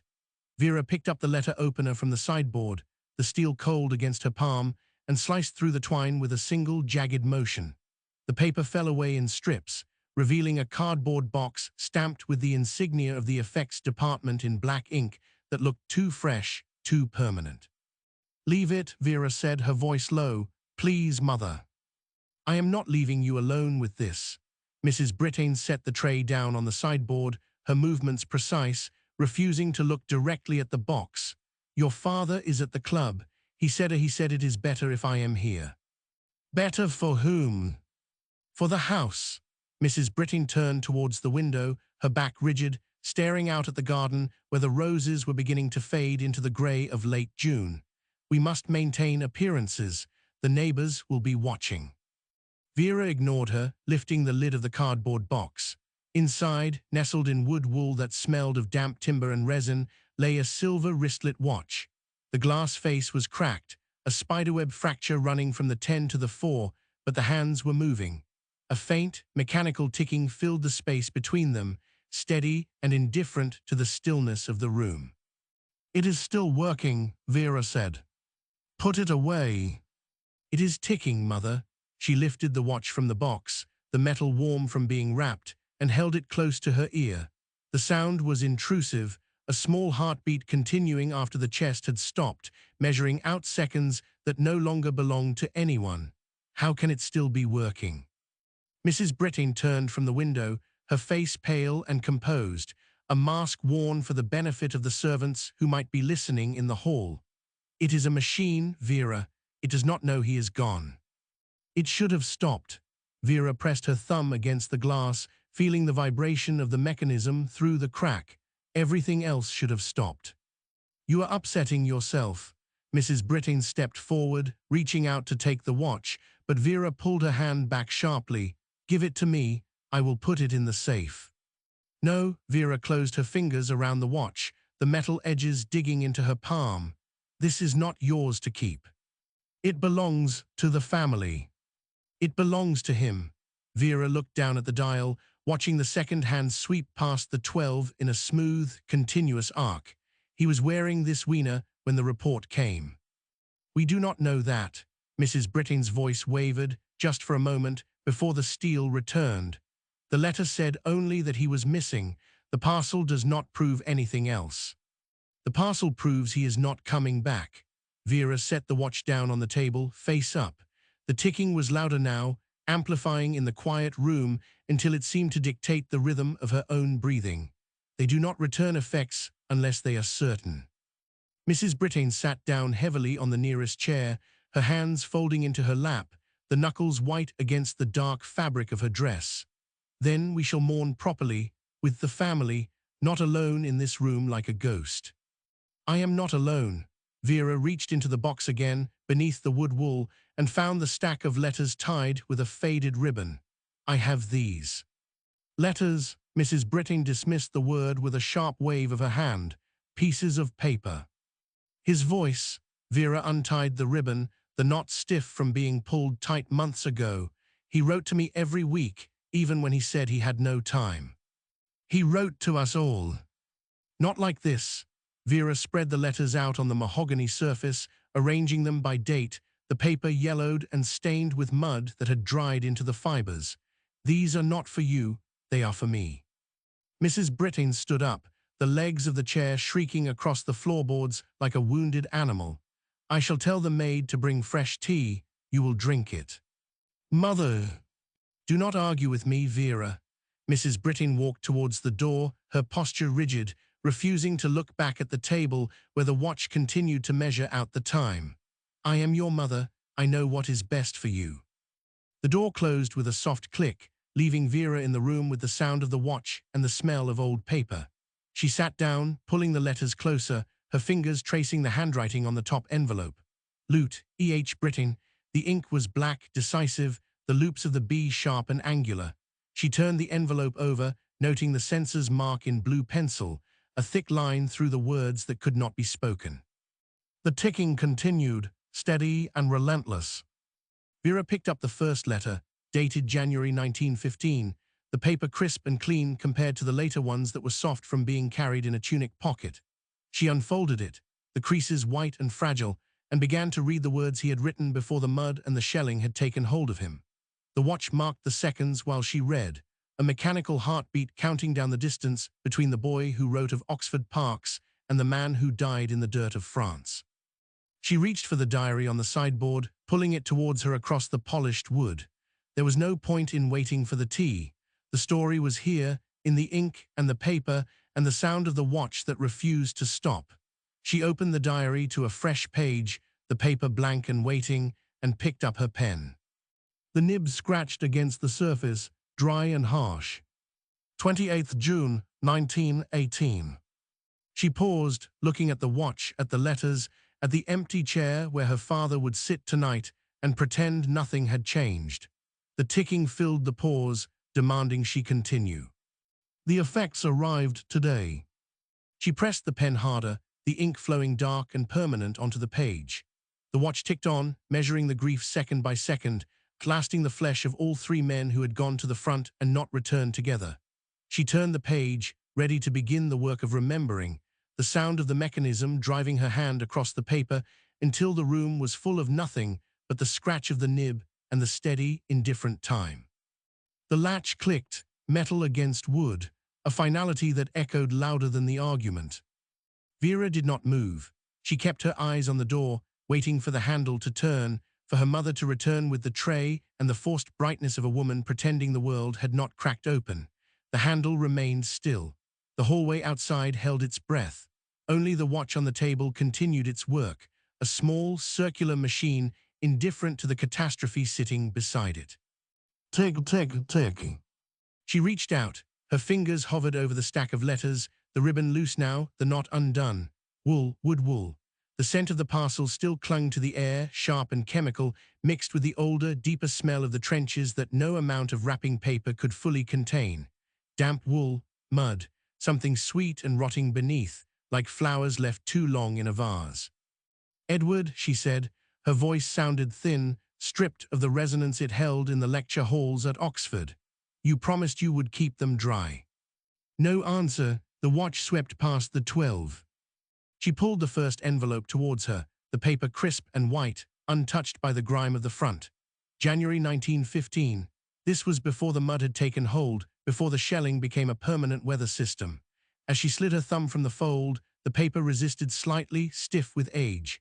The handwriting was neat, the loops of the B controlled and academic, for he had written of exams and of rowing on the Cherwell. He wrote of the way the light hit the Radcliffe camera in the late afternoon. He had not written about the fear. Vera laid the letter flat. She smoothed the corner with her thumb, pressing the paper against the mahogany. Next to it she placed the February letter.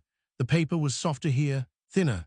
A grayish tint had seeped into the fibers, as though the envelope had been carried in a pocket close to the skin, absorbing the sweat and the dirt of the dugout. The ink was darker, pressed harder into the page. You were lying even then, she murmured. I can see the pressure of the pen. You were angry. She arranged them in a line, January, February, March. The progression felt physical, tangible, as the paper degraded while the months advanced. Handwriting grew hurried, loops tighter, spacing cramped. By April, the edges were frayed. A brown stain marked the bottom corner of the May letter, mud dried hard and flaking onto the table surface. Vera brushed the flake away. It left a smear on her finger.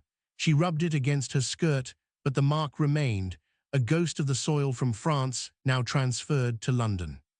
Look at this. She held the June letter up to the light. The censor's mark was heavy, a blue pencil slash through the middle of the second page. They read this, Edward. They know where you are. They know what you think. She laid it down. The line of letters stretched across the table, a timeline of deterioration. Each one represented a week he had survived. A week he had found the time to dip a pen into an inkwell, to shield the paper from the drip of condensation on the dugout roof, to write words that would travel hundreds of miles to land on this table. Some weeks were missing. Gaps. She touched the space between April and May. No letter, a blank space in the record. Where were you? Vera asked the empty room, wondering if it was the offensive that kept him away. Or were you just too tired to lift the pen? The watch ticked steady and relentless, measuring the silence between the dates. She picked up the last one, dated 15th June. The paper was rough, grey, almost translucent. It felt fragile, as though it might dissolve if she gripped it too tightly. The ink was smudged, blurred in places where water or sweat had run across the page before it dried. The handwriting was jagged, the letters slanting upward, as if the writer had been interrupted mid-word. Dearest Vera, the mud is deeper here than I can describe. It pulls at the boots. We lose men to it. The sentence stopped, a break in the flow. Then, starting again lower down the page. Do not worry, we are well fed. A lie, she knew it was a lie.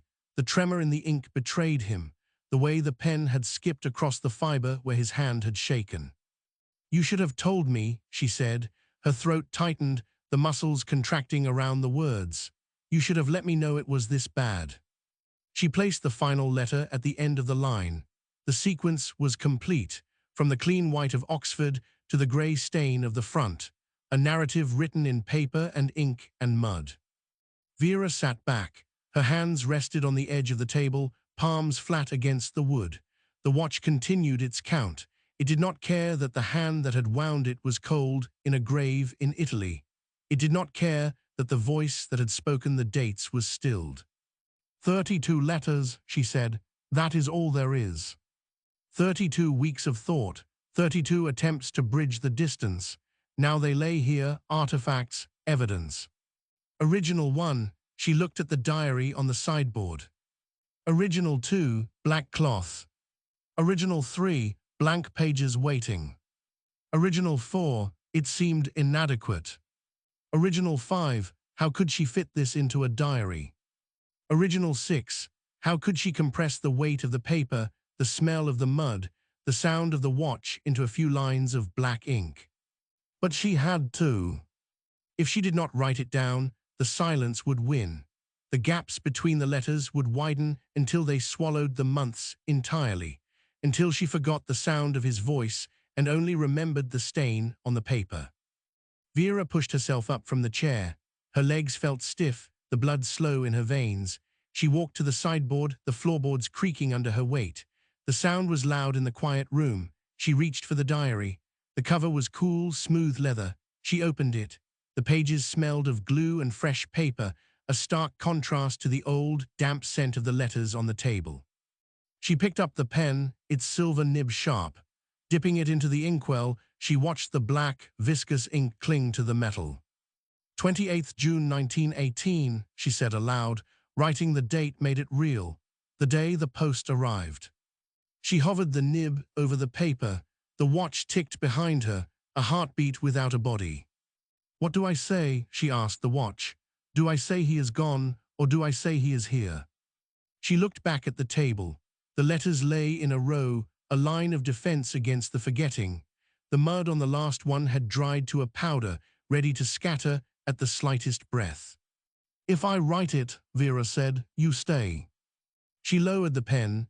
The tip touched the page. The paper resisted for a fraction of a second, then the ink flowed, dark and permanent.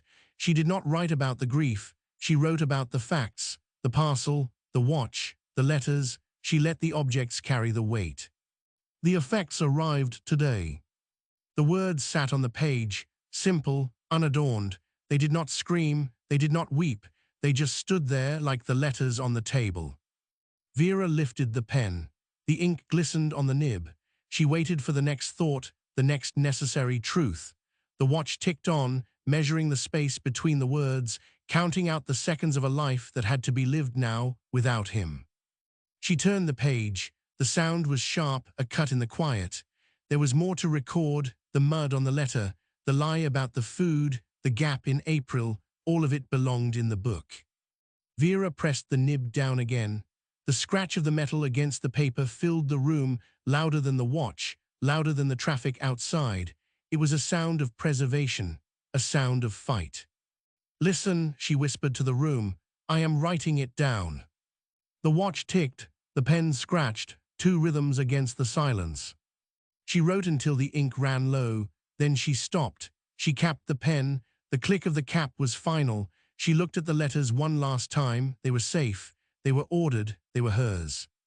Vera reached for the drawer, and the wood slid open smoothly. She placed the diary inside, then put the stack of letters beneath it. They fit perfectly, a block of paper in the dark wood. When she pushed the drawer closed, the latch caught.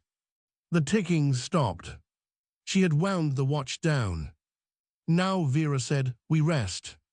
The room held the silence, not the silence of absence, but the silence of a story paused. The watch lay in the dark, the mechanism still, the hands frozen at the time of arrival. Outside, the London dusk settled over the square. Inside, the drawer held the evidence. Vera stood, her hand resting on the knob of the drawer. She felt the wood grain under her palm, solid and real. "Tomorrow," she said. She turned away from the desk. The chair scraped against the floor. She walked towards the door, towards the hallway where her mother waited with the tea. The floorboards creaked. The house settled. The story was not finished. It was only filed.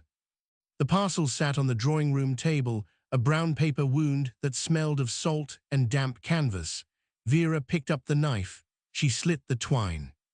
Inside lay the watch, gold casing, dented near the crown where something heavy had struck it. She lifted it to her ear. The mechanism ticked, a frantic, mechanical heartbeat that refused to acknowledge the grave in Italy. It was absurd, a machine counting seconds for a man who had no time left. "Still going," she said. Her voice sounded thin against the heavy drapes. "It just keeps going." She placed the watch on the mahogany surface. It vibrated slightly, shivering against the polish. Beside it, she began to lay out the letters, not the clean envelopes from Oxford, but the returned ones, the ones that had traveled to France and back again, stained with mud and seawater and the grey fingerprint of the censor. January, February, March. She arranged them in a line, a paper trench across the family silver. The ink on the last letter had bled where rain had found the envelope before the postman could deliver it. "Do not worry," Edward had written.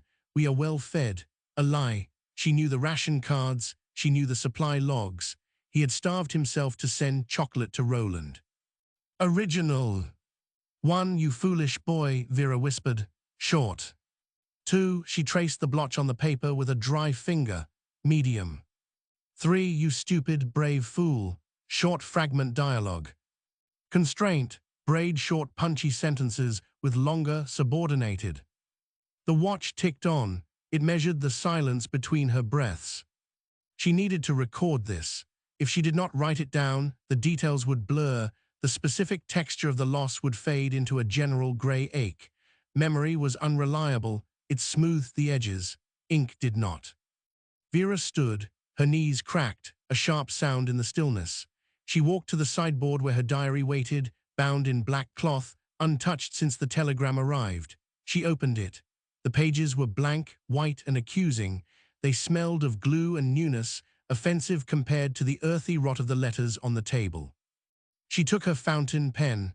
The nib was cold. She dipped it into the well, watching the black fluid climb the metal, thick and slow. 28th June, 1918, she said. The words hung in the air, heavy as lead. The day the effects arrived. She hovered the nib over the page. Her hand trembled. Not from grief, she told herself, but from the sheer physical effort of holding the pen steady. The watch behind her ticked louder, demanding attention, demanding that she acknowledge its persistence. "What do I write?" she asked the room. "Do I say he is dead, or do I say he is present?" She looked at the letters. They lay in a row, a defensive line against the erasure of time. The mud on the final envelope had dried to a fine powder, ready to scatter if she breathed too hard. It was dust, just dust, and yet it was Edward. "If I write it," Vera said, her voice dropping to a murmur, "you remain." She lowered the pen. The tip kissed the paper. The fiber resisted for a fraction of a second, then the ink flowed, dark and absolute. She did not write about the crushing weight in her chest. She did not describe the hollow ache behind her ribs. She wrote only the facts, the parcel number, the condition of the watch, the state of the correspondence. She let the objects bear the burden of the emotion. The effects arrived today. The sentence sat on the page, stark, unadorned. It did not scream, it did not weep. It simply stood there, solid as a headstone. Vera lifted the pen. Ink glistened on the nib, a dark bead waiting to fall. She waited for the next truth to form. The watch continued its rhythm, measuring the space between the words, ticking out the seconds of a life she now had to live alone. She turned the page, the sound crisp as it cut through the quiet. There was more to be found. The mud on the letter needed recording, alongside the lie about the rations and that gap in April when no post had come at all. Every detail mattered because every stain was evidence. Vera pressed the nib down again. Scratch, scratch. The sound filled the room, louder than the traffic on the square outside, louder than the ticking of the watch. It was a sound of preservation, an act of defiance. "Listen," she whispered, "I am writing it down." The watch ticked, the pen scraped, two rhythms against the void. She wrote until the ink in the reservoir ran low, the line fading to a pale gray before she stopped. She capped the pen, click. The sound was final. She looked at the letters on the table one last time. They were safe now, ordered, hers. Vera reached for the desk drawer. The wood slid open with a smooth, oiled whisper. She placed the diary inside first. Beneath it, she laid the stack of letters, aligning the edges so they formed a perfect block of paper in the dark wood. They fit exactly as if the drawer had been built to hold them. She pushed it closed. The latch caught with a solid clunk. The ticking stopped. She had wound the watch down. "Now," Vera said, "we rest." The room held the silence. It was not the silence of absence, but the heavy, full silence of a story paused. The watch lay inside the drawer, the mechanism still, the hands fixed at the time of arrival. Outside the window, the London dusk settled over the garden, turning the rhododendrons to grey shapes in the failing light. Inside, the drawer held the proof. Vera stood. Her palm rested on the brass knob of the drawer. She could feel the grain of the oak beneath her skin, solid and real. "Tomorrow," she said. She turned away from the desk. Her chair scraped against the floorboards, a harsh, sudden noise. She walked towards the door, towards hallway where the smell of tea drifted from the kitchen, where her mother waited with a tray and a face composed of polite sorrow. The floorboards creaked under her weight. The house settled around her, settling into its new shape. The story was not finished. It was only filed. And in the dark of the drawer, the letters waited, ink drying on paper, holding the breath of a generation that would not speak again. The Ink-Stained Trenches is not a documentary record. It is a work of historical fiction, grounded in the real life and surviving wartime letters and records of Roland Leighton Vera Brittain. The names, dates, places, campaigns, and outcomes are faithful to the historical record. The dialogue, the private scenes, and the inner life are imagined, dramatized, not documented. Where the story departs from the verifiable facts, the liberty is the author's own. The history behind it draws on these real sources. Letters from a Lost Generation, First World War letters of Vera Brittain and four friends, Roland Leighton, Edward Brittain, Victor Richardson, Geoffrey Thurlow, Internet Archive. Letters from a Lost Generation, the First World War letters of Vera Brittain and four friends, Roland Leighton, Edward Brittain, Victor Richardson, Geoffrey Thurlow, Internet Archive. Vera Brittain. Edward Brittain. Primary material researched via the Internet Archive. Context via Wikipedia.